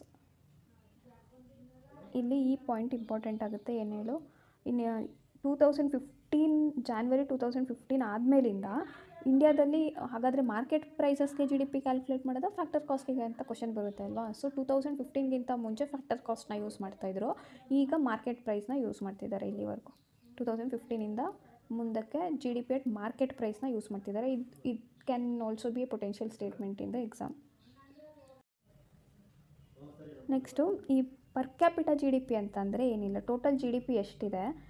ಈಗ ಅಸ್ಯೂಮ್ ನಂದು ಟೋಟಲ್ ಜಿ ಡಿ ಪಿ ಬಂದುಬಿಟ್ಟು 100 ರೂಪಾಯಿ ಇದೆ. ಆದರೆ ನನ್ನ ಇಕಾನಮಿಯಲ್ಲಿ ಟೋಟಲ್ ಒಂದು 10 ಜನ ಇದ್ದಾರೆ ಅಂತ ಅಂದ್ಕೊಳ್ಳೋದು. ಸೊ ಎಷ್ಟು ಬರುತ್ತೆ, ಒಬ್ಬೊಬ್ರಿಗೆ ಎಷ್ಟು ಬರುತ್ತೆ ಹಂಗಾದರೆ 1% ಜಿ ಡಿ ಪಿ ಎಷ್ಟಾಗುತ್ತೆ, 10 ರೂಪಾಯಿ ಆಗುತ್ತೆ. ಇದನ್ನೇ G D P per capita ಅಂತ ಹೇಳ್ತಾರೆ ಅಷ್ಟೆ. Next nominal G D P, real G D P. Nominal G D P ಅಂತ ಅಂದರೆ ಈಗ ಹೆಸರಲ್ಲೇ ಕಂಡಿಡ್ಕೋಬೇಕು, ನಿನಗೆ ಹೆಸರಲ್ಲೇ ಗೊತ್ತಾಗಬೇಕು ನೀನು ಸ್ಟೇಟ್ಮೆಂಟ್ ಕೊಟ್ಟರು. ನಾಮಿನಲ್ ಅಂತ ಅಂದರೆ ಈಗ ಏನು ನಡೀತಿದೆ, ಕರೆಂಟ್ ಅಟ್ ಪ್ರೆಸೆಂಟ್. ನಾಮಿನಲ್ ಅಂದರೆ ಅಟ್ ಪ್ರೆಸೆಂಟ್, ಇವಾಗ ಏನು ನಡೀತಿದೆ ಅದು. ರಿಯಲ್ ಅಂತ ಅಂದರೆ ಯಾವುದೋ ಒಂದು ಇಯರ್ನ ಒಂದು ರೆಫರೆನ್ಸ್ ಇಟ್ಕೊಂಡಿರ್ತಾರೆ. ಈ ರೆಫರೆನ್ಸ್ ಇಯರಲ್ಲಿ ಆ ಟೈಮಲ್ಲಿ ಏನಿತ್ತು ಜಿ ಡಿ ಪಿ ಅದನ್ನು ರೆಫರೆನ್ಸಾಗಿ ಇಟ್ಕೊಂಡು ಅದು ರಿಯಲ್ ಅಂತ ಅಂದ್ಕೊಂಡು ಈ ಜಿ ಡಿ ಪಿ ಕಂಪೇರ್ ಮಾಡೋದಕ್ಕೆ ಈ ಥರ ಕಾನ್ಸೆಪ್ಟ್ ಇಟ್ಕೊಂಡಿದ್ದಾರೆ. ಒಂದು ನಾಮಿನಲ್ಲು, ಒಂದು real. So current market prices ಇಲ್ಲಿ ನಾನು ಜಿ ಡಿ ಪಿನ ಕ್ಯಾಲ್ಕುಲೇಟ್ ಮಾಡಿದರೆ ಅದು ನಾಮಿನಲ್ ಜಿ ಡಿ ಪಿ. ಒಂದು ಬೇಸ್ ಇಯರ್ ರೆಫರೆನ್ಸಲ್ಲಿ ಇದ್ದಿದ್ದು ಜಿ ಡಿ ಪಿ ಅವ್ರ ಪ್ರೈಸಸ್ನ ನಾನು ರೆಫರೆನ್ಸಾಗಿ ಇಟ್ಕೊಂಡು ಜಿ ಡಿ ಪಿ ಕ್ಯಾಲ್ಕುಲೇಟ್ ಮಾಡಿಕೊಂಡ್ರೆ ಅದು real G D P. So ಈ ಲಾಜಿಕ್ಕಿಂದ ನಮಗೆ ಈ ಏನು ಫಸ್ಟ್ ಲೈನ್ ಏನು ಕೊಟ್ಟಿದ್ದಾನೆ ಇದೇ ಇಂಪಾರ್ಟೆಂಟ್ ಆಗಿಬಿಡುತ್ತೆ. ರಿಯಲ್ ಜಿ ಡಿ ಪಿ ಗ್ರೋತಲ್ಲಿ ನನಗೆ real G D P calculate ಮಾಡಿ ಅದ್ರ ಗ್ರೋತಲ್ಲಿ ನನಗೆ ಏನು ಸಿಗುತ್ತೆ ಅಂತಂದರೆ ಎಷ್ಟು ಕ್ವಾಂಟಿಟಿ ಸಿಗ್ತಾ ಇತ್ತು ನನಗೆ ಅದೇ ದುಡ್ಡಲ್ಲಿ ಈಗಿನ ಟೈಮಲ್ಲಿ ಅದೇ ದುಡ್ಡಲ್ಲಿ ಎಷ್ಟು ಕ್ವಾಂಟಿಟಿ ನಾನು ಜಾಸ್ತಿ ತೊಗೊಬಹುದಾಗಿತ್ತು ಅಂತ ತೋರಿಸಿದ್ರೆ, ನಾಮಿನಲ್ ಜಿ ಡಿ ಪಿ ಏನು ತೋರಿಸುತ್ತೆ ಅಂತಂದರೆ ಕ್ವಾಂಟಿಟಿನೂ ತೋರಿಸುತ್ತೆ, ಪ್ರೈಸಸ್ಸು ಇನ್ಕ್ಲೂಡ್ ಮಾಡಿರುತ್ತೆ, ಗ್ರೋತ್ ಇನ್ ವ್ಯಾಲ್ಯೂ ಎಷ್ಟಾಗಿದೆ ಅಂತ ತೋರಿಸುತ್ತೆ. ಸೊ ಇದನ್ನೇ ಅವನು ಡೈರೆಕ್ಟಾಗಿ ಉಲ್ಟಾ ಪಲ್ಟಾ ಮಾಡಿಬಿಟ್ಟಾದರೂ ಕೊಡ್ಬೋದು, ಅಥವಾ ಡೈರೆಕ್ಟ್ ಆ್ಯಸ್ ಇಟ್ ಈಸ್ ಹೇಗಿದೆ ಸ್ಟೇಟ್ಮೆಂಟ್ ಹಾಗೇ ಕೊಡ್ಬೋದು. ಸೊ ಇಲ್ಲಿ ಇವರು ಎಕ್ಸಾಂಪಲ್ ಕೊಟ್ಟಿದ್ದಾರೆ. ಸೊ 2011-12, 13, 14, 15, 16 ವೀಟು, ರೈಸು ಎಷ್ಟೆಷ್ಟು ಪ್ರೊಡ್ಯೂಸ್ ಆಗಿತ್ತು ಅಂತ. 10 kg, ಇದು 8 kg ಆಯಿತಾ. ನಾಮಿನಲ್ ಜಿ ಡಿ ಪಿ ಕಂಡುಹಿಡಿಬೇಕು ಅಂತಂದರೆ ಟೋಟಲ್ ಎಷ್ಟು 2 ಪ್ರಾಡಕ್ಟ್ಸ್ನು ಆ್ಯಡ್ ಮಾಡ್ಕೋಬೇಕು ತಾನೇ, ಬಿಕಾಸ್ 2 ಪ್ರಾಡಕ್ಟ್ ಇದೆ. ಸೊ ಜಿ ಡಿ ಪಿ ಅಂದ್ರೇನು, ಏನೇನು ಪ್ರಾಡಕ್ಟ್ಸ್ ಇದೆ ಎಲ್ಲ ಗೂಡ್ಸ್ ಆ್ಯಂಡ್ ಸರ್ವಿಸಸ್ದು ಫೈನಲ್ ಮನಿ ವ್ಯಾಲ್ಯೂ ಎಷ್ಟು ಬರುತ್ತೆ ಅಷ್ಟು ಅಲ್ವಾ. 10 ಕೆ ಜಿ ಇದೆ, 1 ಕೆ ಜಿಗೆ ಎಷ್ಟಿದೆ ಪ್ರೈಸು, 10 ರೂಪಾಯಿ ಇದೆ, ಇಲ್ಲಿ ಕೊಟ್ಟಿದ್ದಾನೆ 10 ರೂಪಾಯಿ. ಇದು ರೈಸು 8 ಕೆ ಜಿ ಇದೆ, 1 ಕೆ ಜಿಗೆ 12 ರೂಪಾಯಿ ಇದೆ. ಸೊ ಇದು ಇವಾಗ ಏನು ಪ್ರೈಸ್ ಇದೆ ಅದನ್ನು ತಗೊಂಡು ನಾಮಿನಲ್ ಜಿ ಡಿ ಪಿ ಕಂಡುಹಿಡ್ಕೊತೀವಿ. ನೆಕ್ಸ್ಟು ವೀಟಲ್ಲಿ 11 ಕೆ ಜಿ ಇದೆ, next year 11 K G production ಇದೆ ಇಕಾನಮಿಯಲ್ಲಿ. ರೈಸು 9 ಕೆ ಜಿ ಇದೆ, ಪ್ರೈಸ್ 10.5 ಆಯಿತು, ಇಲ್ಲಿ 10 ಇತ್ತು 10.5 ಆಯಿತು. ಇದು 12 ಇದ್ದಿದ್ದು 12.5 ಆಯಿತು 1 ಕೆ ಜಿಗೆ ದುಡ್ಡು. ಸೊ ಇವಾಗ ಪ್ರೈಸ್ ಆಬ್ವಿಯಸ್ಲಿ ಜಾಸ್ತಿ ಆಗುತ್ತೆ. ನೆಕ್ಸ್ಟು 2013-14 ಸೇಮ್ ಅದೇ ಥರ ಕ್ಯಾಲ್ಕುಲೇಟ್ ಮಾಡ್ಕೊತಾ ಹೋಗ್ತಾರೆ. ಇದು nominal G D P. Nominal ಅಂತ ಅಂದರೆ ಈಗಿನ ಈ ಕ್ವಾಂಟಿಟಿನೂ ಈಗಿಂದು, ಪ್ರೈಸ್ ಕೂಡ ಈಗಿಂದು, ಕ್ವಾಂಟಿಟಿನೂ ಈಗಿಂದು, ಪ್ರೈಸ್ ಕೂಡ ಈಗಿಂದು. But real G D P ಹಾಗಲ್ಲ. ರಿಯಲ್ ಜಿ ಡಿ ಪಿ ಅಂತಂದರೆ ಕ್ವಾಂಟಿಟೀಸು ಕರೆಂಟ್ ಇಯರ್ದೇ ಇರುತ್ತೆ, ಆದರೆ ಪ್ರೈಸ್ ಏನು ಮಾಡ್ತಾರೆ, ಈ ವರ್ಷದಲ್ಲಿ ಏನಿತ್ತೋ ಇದನ್ನು ನಾವು ಬೇಸ್ ಇಯರ್ ಅಂತ ತೊಗೊಂಡಿರೋದು. ಆ್ಯಕ್ಚುಲಿ ಗವರ್ಮೆಂಟ್ ಅಫಿಷಿಯಲಿ ನಮ್ಮದು ಇಂಡಿಯಾದಲ್ಲಿ ಬೇಸ್ ಇಯರ್ ಯಾವುದು ಅಂದರೆ 2011-12, ಬಟ್ ಇದನ್ನು 21-22ಗೆ ಚೇಂಜ್ ಮಾಡಬೇಕು ಅಂತ ಅಂದ್ಕೊಂಡಿದ್ದರು. ನಾನು ಓದಿದ ಪ್ರಕಾರ ಮಾಡಿದಾರೋ ಅಫಿಷಿಯಲಿ ಇಲ್ವಾ ಅಂತ ಐ ಕನ್ಫರ್ಮ್ ಯು, ಆಯಿತಾ. ನೆಕ್ಸ್ಟು ಇವಾಗ ನೋಡು, ಇದರಲ್ಲಿ ಈ ಕ್ವಾಂಟಿಟಿ ಆವಾಗಿನ ಇಯರ್ದೆ, ಆದರೆ ಪ್ರೈಸಸ್ ಮಾತ್ರ ಸೇಮು ಎಲ್ಲದಕ್ಕೂ ತೊಗೊಂಡಿರೋದು. ಸೊ ಇದರಲ್ಲಿ ಏನು ಗೊತ್ತಾಗುತ್ತೆ, ಇಲ್ಲೇ ಕಂಪೇರ್ ಮಾಡಬೇಕು ವ್ಯಾಲ್ಯೂಸು. ಈ ಇಯರಲ್ಲಿ ಸೇಮ್ ಇರುತ್ತೆ ಆಯಿತಾ. ಈ ಇಯರಲ್ಲಿ ನೋಡು ಕ್ವಾಂಟಿಟಿ 11 ಕೆ ಜಿ ಮತ್ತು 9 ಕೆ ಜಿ, ಆದರೆ ಇಲ್ಲಿ 228 ಆಗಿತ್ತು, ಇಲ್ಲಿ 18 ಆಯಿತು. ಅಂತ ಅಂದರೆ ರಿಯಲ್ ಜಿ ಡಿ ಪಿ ಎಷ್ಟಾಗಬೇಕಾಗಿತ್ತು, 218, ಬಟ್ ಆಗಿರೋದೆಷ್ಟು 228. ಸೇಮ್ ಅದೇ ಥರ ಇಲ್ಲೂ ಚೆಕ್ ಮಾಡಬೇಕು. 262 ನಾನು ಈಗಿನ ಪ್ರೈಸಲ್ಲಿ ಚೆಕ್ ಮಾಡಿದ್ರೆ, ಅದೇ ಆ ವರ್ಷದಲ್ಲಿ ನಾನು ಇಷ್ಟೇ ಕ್ವಾಂಟಿಟಿ ಆಫ್ ಪ್ರಾಡಕ್ಟ್ಸ್ನ ತೊಗೊಂಡಿದ್ರೆ 2011-12 ನನಗೆ 240 ಅಷ್ಟೇ ಆಗ್ತಾಯಿದ್ದು. ಸೊ ಏನು ತೋರಿಸ್ತಾ ಇದೆ, ಒಂದು ಇನ್ಫ್ಲೇಷನ್ ತೋರಿಸ್ತಾ ಇದೆ. ಈ ವರ್ಷದಿಂದ ಈ ವರ್ಷದಲ್ಲಿ ಎಷ್ಟು ಪ್ರೈಸು ಜಾಸ್ತಿ ಆಗಿದೆ. ಸೊ ಒಂದು ಪ್ರಾಡಕ್ಟು ಪ್ರೈಸು ಜಾಸ್ತಿ ಆಗ್ತಾ ಇದೆ ಅಂತಂದರೆ it is called as inflation. ಹಾಗಾದರೆ ಇಂಡಿಯಾದಲ್ಲಿ ಗ್ರೋತ್ ರೇಟ್ ಎಷ್ಟಾಗ್ತಾಯಿದೆ, ಇಕಾನಮಿಯಲ್ಲಿ ಹೇಗೆ ಗ್ರೋತ್ ಆಗ್ತಿದೆ ಅಂತ ಕನ್ಸಿಡರ್ ಮಾಡಬೇಕು ಅಂತಂದರೆ ಯಾವ ಜಿ ಡಿ ಪಿನ ಯೂಸ್ ಮಾಡ್ತಾರೆ ಅಂತಂದರೆ it is real G D P. That is G D P at constant market price. Constant ಏನಕ್ಕೆ ಅಂತಂದರೆ because it is same for every year. ಒಂದು ಬೇಸ್ ಇಯರ್ ಅಂತ ರೆಫರೆನ್ಸಾಗಿ ತೊಗೊಂಡಿರ್ತೀವಿ, ಆ ಬೇಸ್ ಇಯರಲ್ಲಿ ಪ್ರಾಡಕ್ಟ್ಸ್ದು ಪ್ರೈಸಸ್ ಎಷ್ಟಿರುತ್ತೆ ಅದು ಕಾನ್ಸ್ಟೆಂಟಾಗಿ ನಾವೆಲ್ಲದಕ್ಕೂ ಸೇಮ್ ಯೂಸ್ ಮಾಡ್ತಾ ಹೋಗ್ತೀವಿ ಆಯಿತಾ. ಸೊ ಅದಕ್ಕೆ ಕಾನ್ಸ್ಟೆಂಟ್ ಮಾರ್ಕೆಟ್ ಪ್ರೈಸಸ್ ಬೇಸಿಕಲಿ ಇದು ಇಂಪಾರ್ಟೆಂಟ್ ಲೈನ್. ಯಾವುದು ಎಕನಾಮಿಕ್ ಗ್ರೋತ್ನ ಮೆಷರ್ ಮಾಡಬೇಕು ಅಂತ ಅಂದರೆ we consider real G D P, not nominal G D P ಅಷ್ಟೇ. ನೆಕ್ಸ್ಟ್ ಇದು ಇಂಪಾರ್ಟೆಂಟ್, ಇದನ್ನು UPSC ಟಚ್ ಮಾಡಿಲ್ಲ ಈ ಟಾಪಿಕ್ನ. So it is potential to be asked in future attempts ಆಯಿತಾ. GVA gross value added at basic prices, GDP at market prices, ಇದೆರಡಕ್ಕೂ difference ಇದೆ ಆಯಿತಾ. ಏನು ಡಿಫ್ರೆನ್ಸ್ ಏನು ಅಂತಂದರೆ GVA ಅಟ್ ಬೇಸಿಕ್ ಪ್ರೈಸಸ್ ಅಂತಂದರೆ ಫ್ಯಾಕ್ಟರ್ ಕಾಸ್ಟ್ ಜೊತೆಗೆ we will add production taxes. ಅಂತಂದರೆ ನಾನು ಪ್ರೊಡಕ್ಷನ್ ಮಾಡಿದ್ದಕ್ಕೆ ನಾನು ಟ್ಯಾಕ್ಸ್ ಕಟ್ಟಬೇಕು ಆಯಿತಾ. ಪ್ರಾಡಕ್ಟ್ ಮೇಲಲ್ಲ, ನಾನು ಪ್ರೊಡಕ್ಷನ್ ಮಾಡಿದ್ದೀನಲ್ವಾ ಅದ್ರ ಮೇಲೆ ನಾನು ಟ್ಯಾಕ್ಸ್ ಕಟ್ಟೋದು. ಮತ್ತು ಪ್ರೊಡಕ್ಷನ್ ಸಬ್ಸಿಡೀಸ್, ನಾವು ಇವಾಗ ಎಲೆಕ್ಟ್ರಿಸಿಟಿ ಜನ್ರೇಟ್ ಮಾಡ್ತೀವಿ ಅಂತ ಅನ್ಕೋ, ಅದೇ ನಾನು ಕೋಲು ಈ ಥರ್ಮಲ್ ಈ ಎನರ್ಜಿಯಿಂದ ಮಾಡಿದ್ರೆ ನನಗೇನು ಸಬ್ಸಿಡೀಸ್ ಸಿಗೋಲ್ಲ. ಅದೇ ನಾನು ಸೋಲಾರ್ ಯೂಸ್ ಮಾಡ್ಕೊಂಡು ಮಾಡಿದ್ರೆ ಗವರ್ಮೆಂಟ್ ಸಬ್ಸಿಡಿ ಕೊಡುತ್ತೆ ನನಗೆ. ಸೊ ಪ್ರೊಡಕ್ಷನ್ ಸಬ್ಸಿಡೀಸ್ ಅಂತ ಅದು ಬರುತ್ತೆ, ಅದು ಸಪ್ರೇಟ್, ಅದು ಪ್ರಾಡಕ್ಟ್ ಸಬ್ಸಿಡಿ ಅಲ್ಲ. ಇಲ್ಲಿ ಪ್ರಾಡಕ್ಟ್ ಟ್ಯಾಕ್ಸಸ್ ಮತ್ತು ಪ್ರಾಡಕ್ಟ್ ಸಬ್ಸಿಡೀಸ್ ಬರುತ್ತೆ. ಸೊ ಇಲ್ಲಿ ಅವರು ಎಕ್ಸಾಂಪಲ್ಸ್ ಕೊಟ್ಟಿದ್ದಾರೆ. ಲ್ಯಾಂಡ್ ರೆವೆನ್ಯೂ ಅಂತ ಕಟ್ಟಬೇಕು ಫಾರ್ಮರ್ಸ್. ಲ್ಯಾಂಡ್ ರೆವೆನ್ಯೂ ಅಂತ is a kind of production tax and railway subsidies are a kind of production subsidies ಆಯಿತಾ. Production taxes and production subsidies are independent of the volume of actual production. ನೀನು ಎಷ್ಟು ಅಮೌಂಟಲ್ಲಿ production ಮಾಡಿದ್ಯಾ ಅದು ನನಗೆ ಗೊತ್ತಿಲ್ಲ, ಆದರೆ subsidies ಮತ್ತು ಪ್ರೊಡಕ್ಷನ್ ಟ್ಯಾಕ್ಸಸ್ ಏನಿದೆ ಇವೆರಡು ಇಂಟರ್ ಡಿಪೆಂಡೆಂಟ್ ಅಲ್ಲ.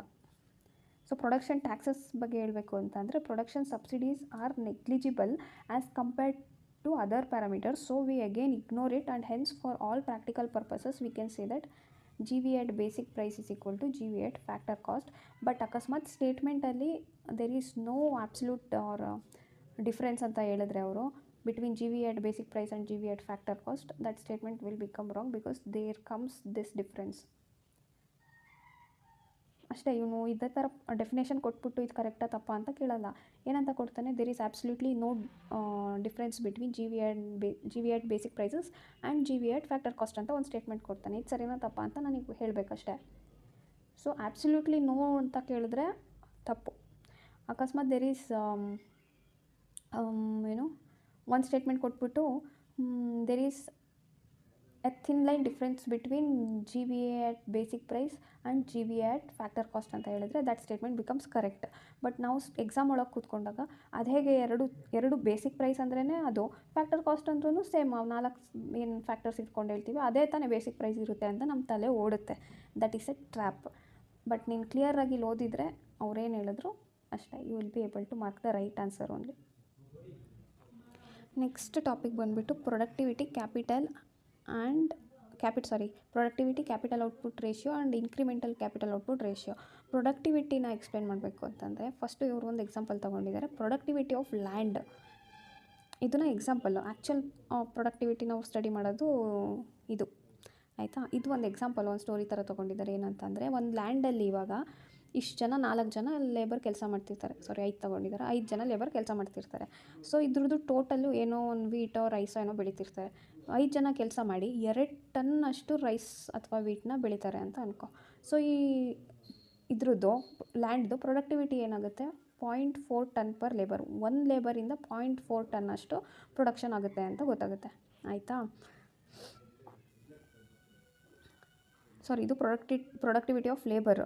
ಪ್ರೊಡಕ್ಟಿವಿಟಿ ಆಫ್ ಲ್ಯಾಂಡ್ ಅಂತ ಅಂದರೆ ಇಷ್ಟು ಎಕರೆ ಲ್ಯಾಂಡಲ್ಲಿ ಇಷ್ಟು ಕ್ರಾಪ್ ಪ್ರೊಡ್ಯೂಸ್ ಆಗ್ತಾಯಿದೆ, ಅದನ್ನು ನಾನು ಪ್ರೊಡಕ್ಟಿವಿಟಿ ಆಫ್ ಲ್ಯಾಂಡ್ ಅಂತ ಹೇಳೋದು. ಪ್ರೊಡಕ್ಟಿವಿಟಿ ಆಫ್ ಲೇಬರ್ ಅಂತ ಅಂದರೆ ಇಷ್ಟು ಲೇಬರ್ ಯೂಸ್ ಮಾಡಿಕೊಂಡು ನಾನು ಎಷ್ಟು ಔಟ್ಪುಟ್ ತೆಗೆದೆ ಅಂತ. ಅದೇ ಥರ ಪ್ರೊಡಕ್ಟಿವಿಟಿ ಆಫ್ ಕ್ಯಾಪಿಟಲ್ ಅಂತ ಬಂದರೆ, ನಾನು ಕ್ಯಾಪಿಟಲ್ ಅಂದ್ರೇನು ಇನ್ವೆಸ್ಟ್ಮೆಂಟ್ ಆಯಿತಾ. ಇಷ್ಟು ಇನ್ವೆಸ್ಟ್ಮೆಂಟ್ ಮಾಡಿ ಎಷ್ಟು ಔಟ್ಪುಟ್ ತೆಗಿತಾ ಇದ್ದೀನಿ ನಾನು, ಅದನ್ನು ನಾನು ಪ್ರೊಡಕ್ಟಿವಿಟಿ ಆಫ್ ಕ್ಯಾಪಿಟಲ್ ಅಂತ ಹೇಳ್ತೀನಿ. ಸೇಮ್ ಮಾರ್ಜಿನಲ್ ಪ್ರೊಡಕ್ಟಿವಿಟಿನ ತೆಗಿಬೇಕು ಅಂತ ಅಂದರೆ ಅದರಲ್ಲಿ ಚೇಂಜ್ ಇರುತ್ತೆ. ಈಗ 4 ಲೇಬರ್ ಬದಲು ನಾನು 1 ಲೇಬರ್ನ ಅಷ್ಟೇ ಕೆಲಸ ಮಾಡಿಸ್ತೀನಿ ಅಂತಂದರೆ ಆವಾಗ ಅವ್ನ ಪ್ರೊಡಕ್ಟಿವಿಟಿ ಎಷ್ಟಾಗುತ್ತೆ, 0.2. ಸೊ ನಾನು ಲೇಬರ್ನ ಚೇಂಜ್ ಮಾಡಿದ್ರೆ ಔಟ್ಪುಟ್ ಕೂಡ ಚೇಂಜ್ ಆಗುತ್ತೆ.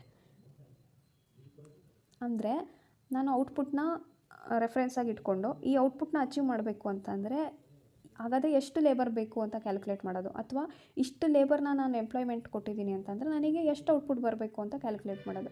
ಇದೆಲ್ಲನೂ ಇದ್ರದ್ದು ರೇಷಿಯೋ ತೆಗೆದ್ರೆ ನನಗೆ ಸಿಗೋದು ಮಾರ್ಜಿನಲ್ ಪ್ರೊಡಕ್ಟಿವಿಟಿ. ಅದೇ ಥರ ಇಲ್ಲಿ ಪ್ರೊಡಕ್ಟಿವಿಟಿ ಆಫ್ ಕ್ಯಾಪಿಟಲ್ ಅಂತ ಬರುತ್ತಲ್ವ, ಇದನ್ನು ನಾವು ಕ್ಯಾಪಿಟಲ್ ಔಟ್ಪುಟ್ ರೇಷಿಯೋ ಅಂತ ಕರಿತೀವಿ. So productivity of capital is capital per output. Capital output ratio is the ratio of capital to the output. So productivity of capital ಅಂತ ಏನಿದೆ ಅದನ್ನು ರಿವರ್ಸ್ ಮಾಡು, ಅಂದರೆ ಇನ್ವರ್ಟ್ ಮಾಡು. ಡಿನಾಮಿನೇಟರ್ ಮೇಲೆ ನ್ಯೂಮರೇಟರ್ ಕೆಳಗೆ ಮಾಡು. So capital divided by output.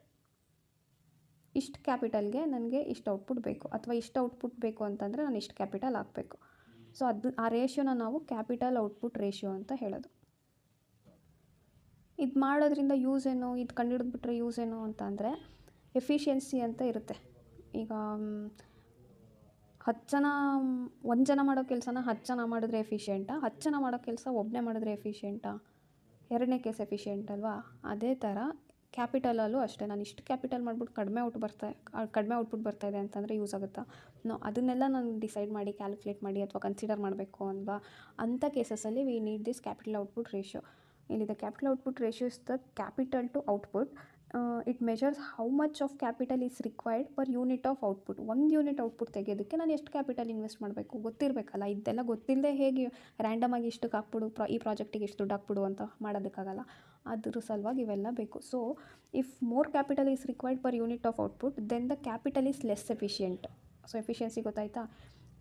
ಒಂದು ಯೂನಿಟ್ ಆಫ್ ವರ್ಕ್ ಮಾಡಿಸ್ಕೊಳ್ಳೋದಕ್ಕೆ ಅಥವಾ ಔಟ್ಪುಟ್ ತೆಗಿಯೋಕ್ಕೆ ನನಗೆ 10 ಯೂನಿಟ್ ಅಷ್ಟು ಕ್ಯಾಪಿಟಲ್ ಹಾಕ್ತಾಯಿದ್ದೀನಿ ಅಂತಂದರೆ it is less efficient. Hence it also measures average efficiency of capital, but it is inverse of productivity or efficiency. Okay, ಈ statement ಅವರು ಆಟಾಡಿಸ್ತಾರೆ ಇದರಲ್ಲಿ.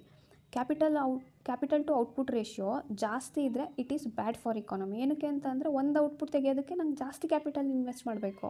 If capital output ratio is 3/1, that means 1 unit of output is produced from ₹3 of capital. 3 ರೂಪಾಯಿ ಹಾಕಿದ್ರೆ one rupees ಅಷ್ಟು one rupees unit ಅಷ್ಟು ನನಗೆ output production ಆಗ್ತದೆ. And if capital output ratio is 4/1 ಅಂದರೆ ನಾನು ಒಂದೇ ಔಟ್ಪುಟ್ನ ಪ್ರೊಡ್ಯೂಸ್ ಮಾಡೋದಕ್ಕೆ 4 ರೂಪಾಯಿ ಹಾಕ್ತಾಯಿದ್ದೀನಿ ಅಂತಂದರೆ ನಾವು it is less efficient. So 3/1 is better than 4/1, like common sense.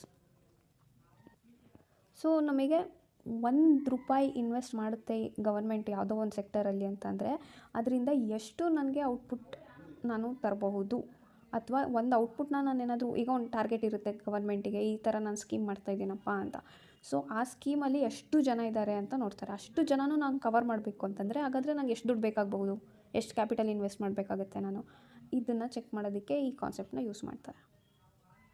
ಜೊತೆಗೆ GDPಗೆ ನಾವು ಟಾರ್ಗೆಟ್ ಇಟ್ಕೊಂಡಿರ್ತೀವಿ, ಬೈ ದಿಸ್ ಇಯರ್ ನಾವು ಇಷ್ಟು % GDP ಅಚೀವ್ ಮಾಡಬೇಕು ಅಂತ.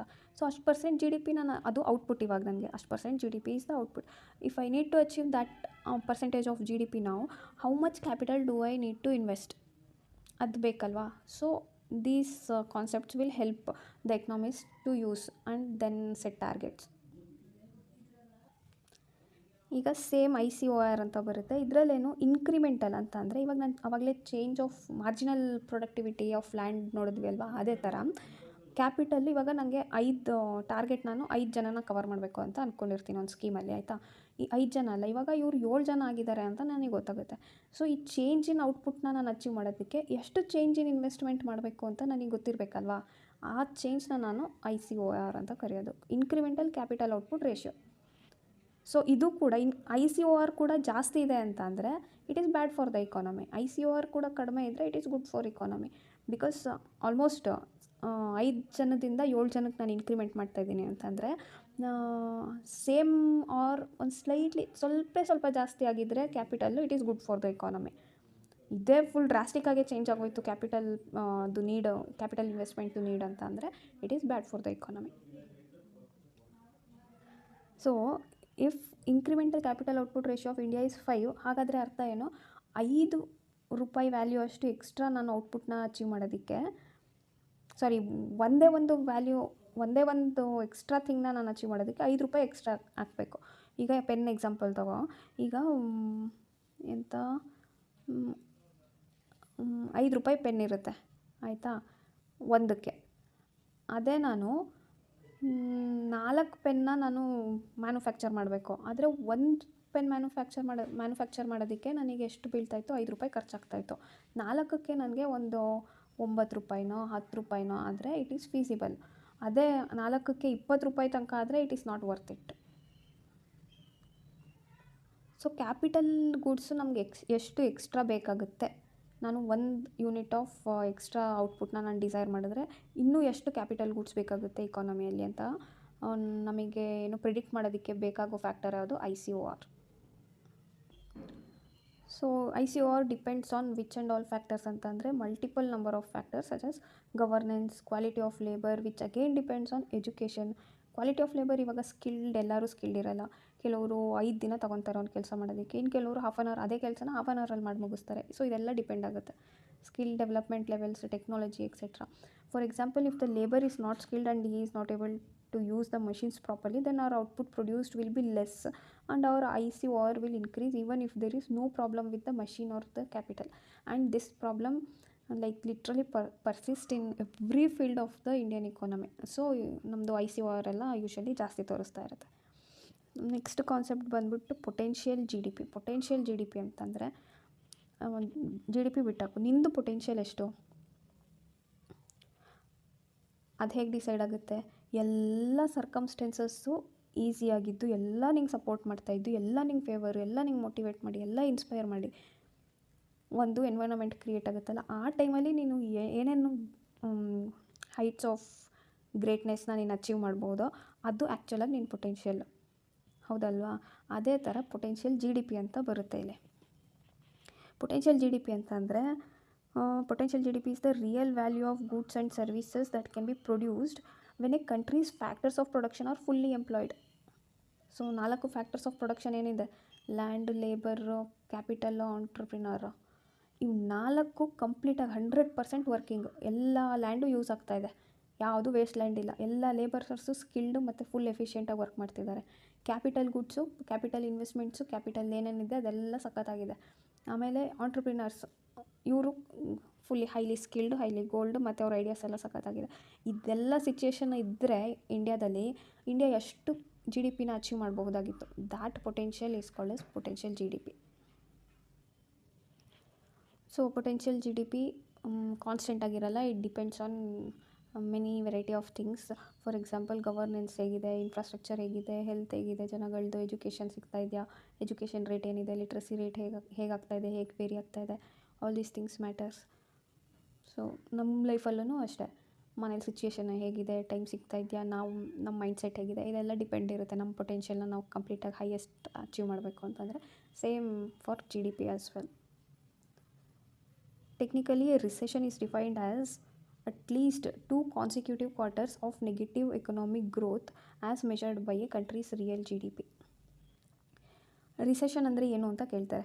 ರಿಸೆಷನ್ ಅಂತ ಅಂದರೆ ಎಕನಾಮಿಕ್ ಗ್ರೋತ್ ಏನಿದೆ ಅದು ಅಟ್ಲೀಸ್ಟ್ 2 ಕ್ವಾರ್ಟರ್ಸ್ ಅಂತಂದರೆ ಈಗ 1 ಇಯರಲ್ಲಿ ಎಷ್ಟು 12 ಮಂತ್ ಇದೆ ಅಲ್ವಾ, 12ನ 4 ಡಿವೈಡ್ ಮಾಡೋದು 3 ಮಂತ್.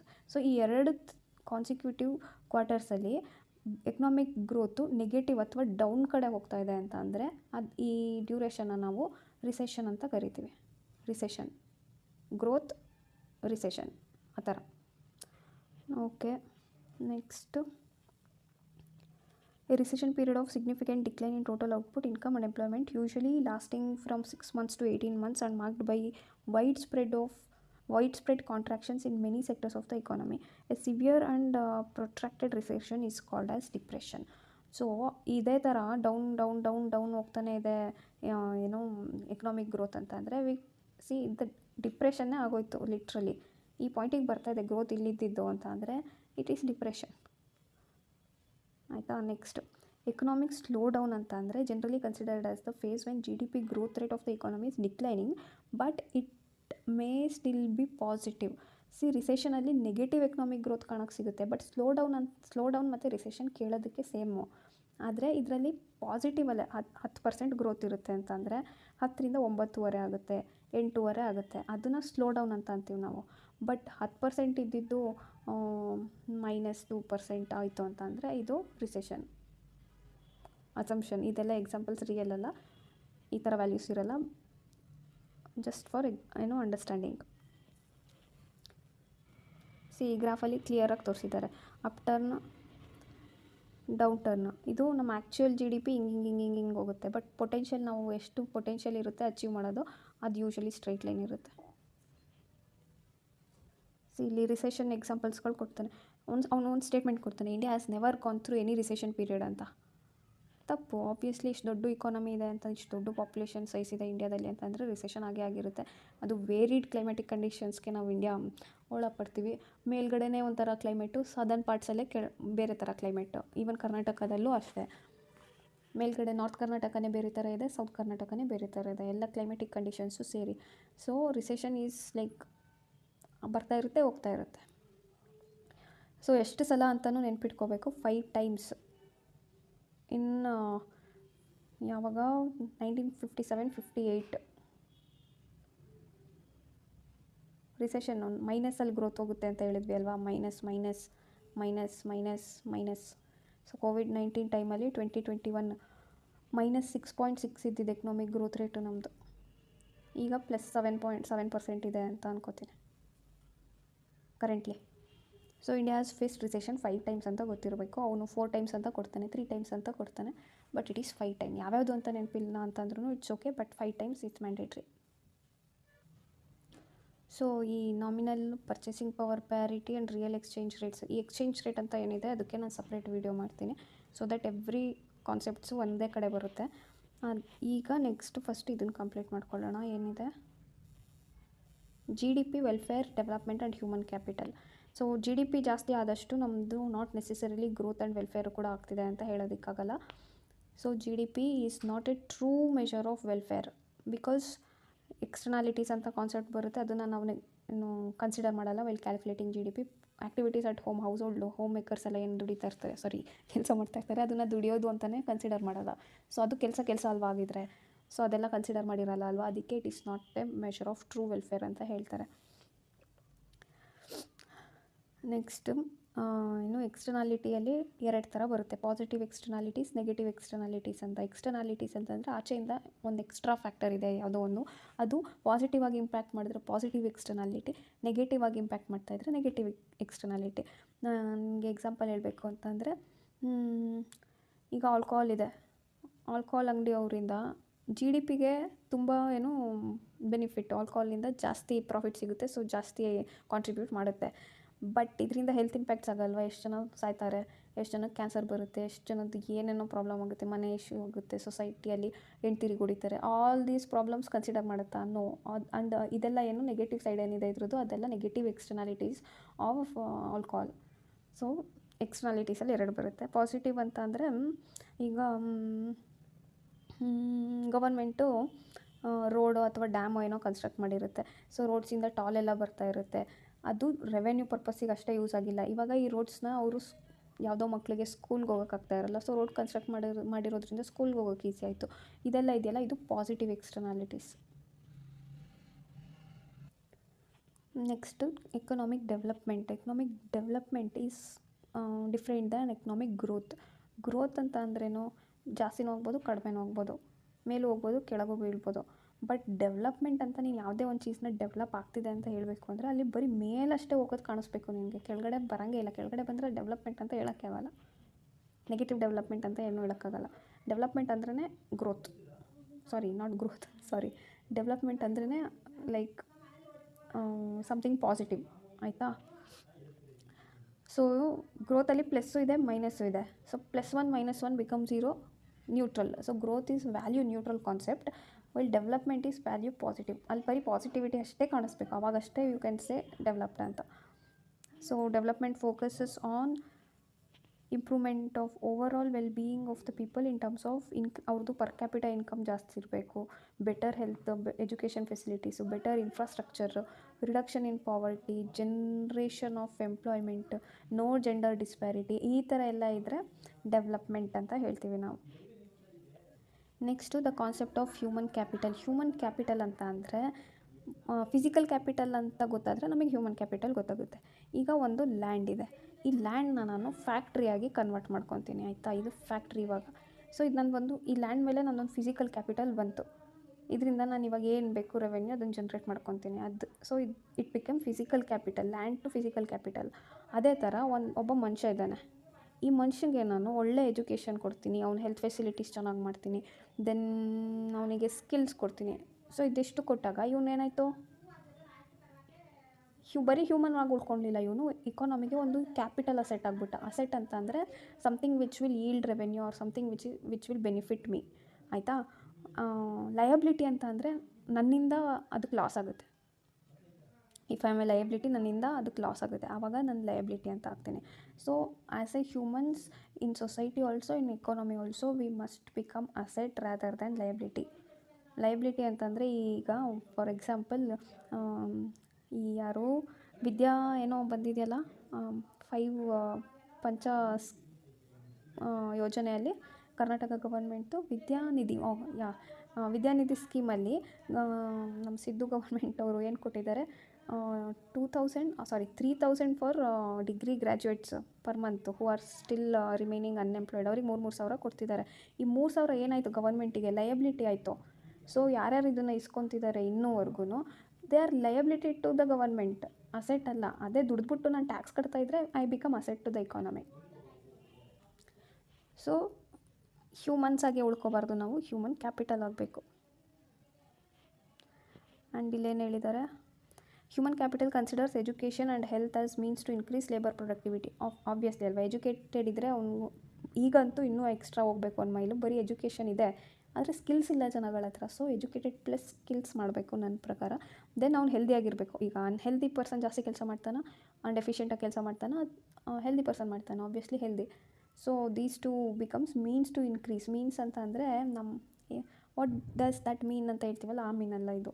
ಮೀನ್ಸ್ ಅಂತ ಅಂದರೆ ಅದ್ರ ದಾರಿ, ಎಂಡ್ ಅಂತ ಅಂದರೆ ಅದ್ರ ಗೋಲ್ ಅಚೀವ್ ಆಯಿತು ಅಂತ. ಮೀನ್ಸ್ ಅಂದರೆ ಅಲ್ಲಿಗೆ ಹೋಗೋದಕ್ಕೆ ಏನು ದಾರಿ ಇದೆ, via this means he achieved this target. So that means ಇದು. Human capital treats human beings as means to an end. ಒಂದು ಗೋಲ್ನ ಅಚೀವ್ ಮಾಡೋದಕ್ಕೆ ಒಂದು ದಾರಿ ಯಾರು ಹ್ಯೂಮನ್ ಕ್ಯಾಪಿಟಲ್ಸ್. ಎಂಡ್ ಏನು higher productivity, higher output. So ಇದನ್ನು ಅಚೀವ್ ಮಾಡೋದಕ್ಕೆ human capital acts as means to this end being increase in the productivity. So this is the goal. Human development is based on the idea that the education and health are integral to human well-being, because only when people have the ability to read and write and the ability to lead a long and healthy life, they will be able to make other choices which they value, obviously. And ಇಲ್ಲಿ ನೋಡಿದ್ರೆ higher income ಜಾಸ್ತಿ ಇದ್ದರೆ ನಾವು human ಕ್ಯಾಪಿಟಲ್ನ form ಮಾಡ್ಬೋದು, ಹೌದಲ್ವಾ? ಈಗ ದುಡ್ಡೇ ಇಲ್ಲ ಅಂದರೆ ಅವ್ನು ಹೆಲ್ತ್ ಹೇಗೆ ಇಂಪ್ರೂವ್ ಮಾಡೋದು, ಎಜುಕೇಷನ್ ಹೆಂಗೆ ಕೊಡೋದು? ದುಡ್ಡಿದ್ರೆ ಹ್ಯೂಮನ್ ಕ್ಯಾಪಿಟಲ್ ಬರುತ್ತೆ, ಹ್ಯೂಮನ್ ಕ್ಯಾಪಿಟಲ್ ಚೆನ್ನಾಗಿದ್ದರೆ ಎಕಾನಮಿಯಲ್ಲಿ ದುಡ್ಡು ಬರುತ್ತೆ. So these both are inter dependent and inter related and directly proportional. ಅದು ಜಾಸ್ತಿ ಆದರೆ ಇದು ಜಾಸ್ತಿ ಆಗುತ್ತೆ, ಅದು ಕಡಿಮೆ ಆದರೆ ಇದು ಕಡಿಮೆ ಆಗುತ್ತೆ.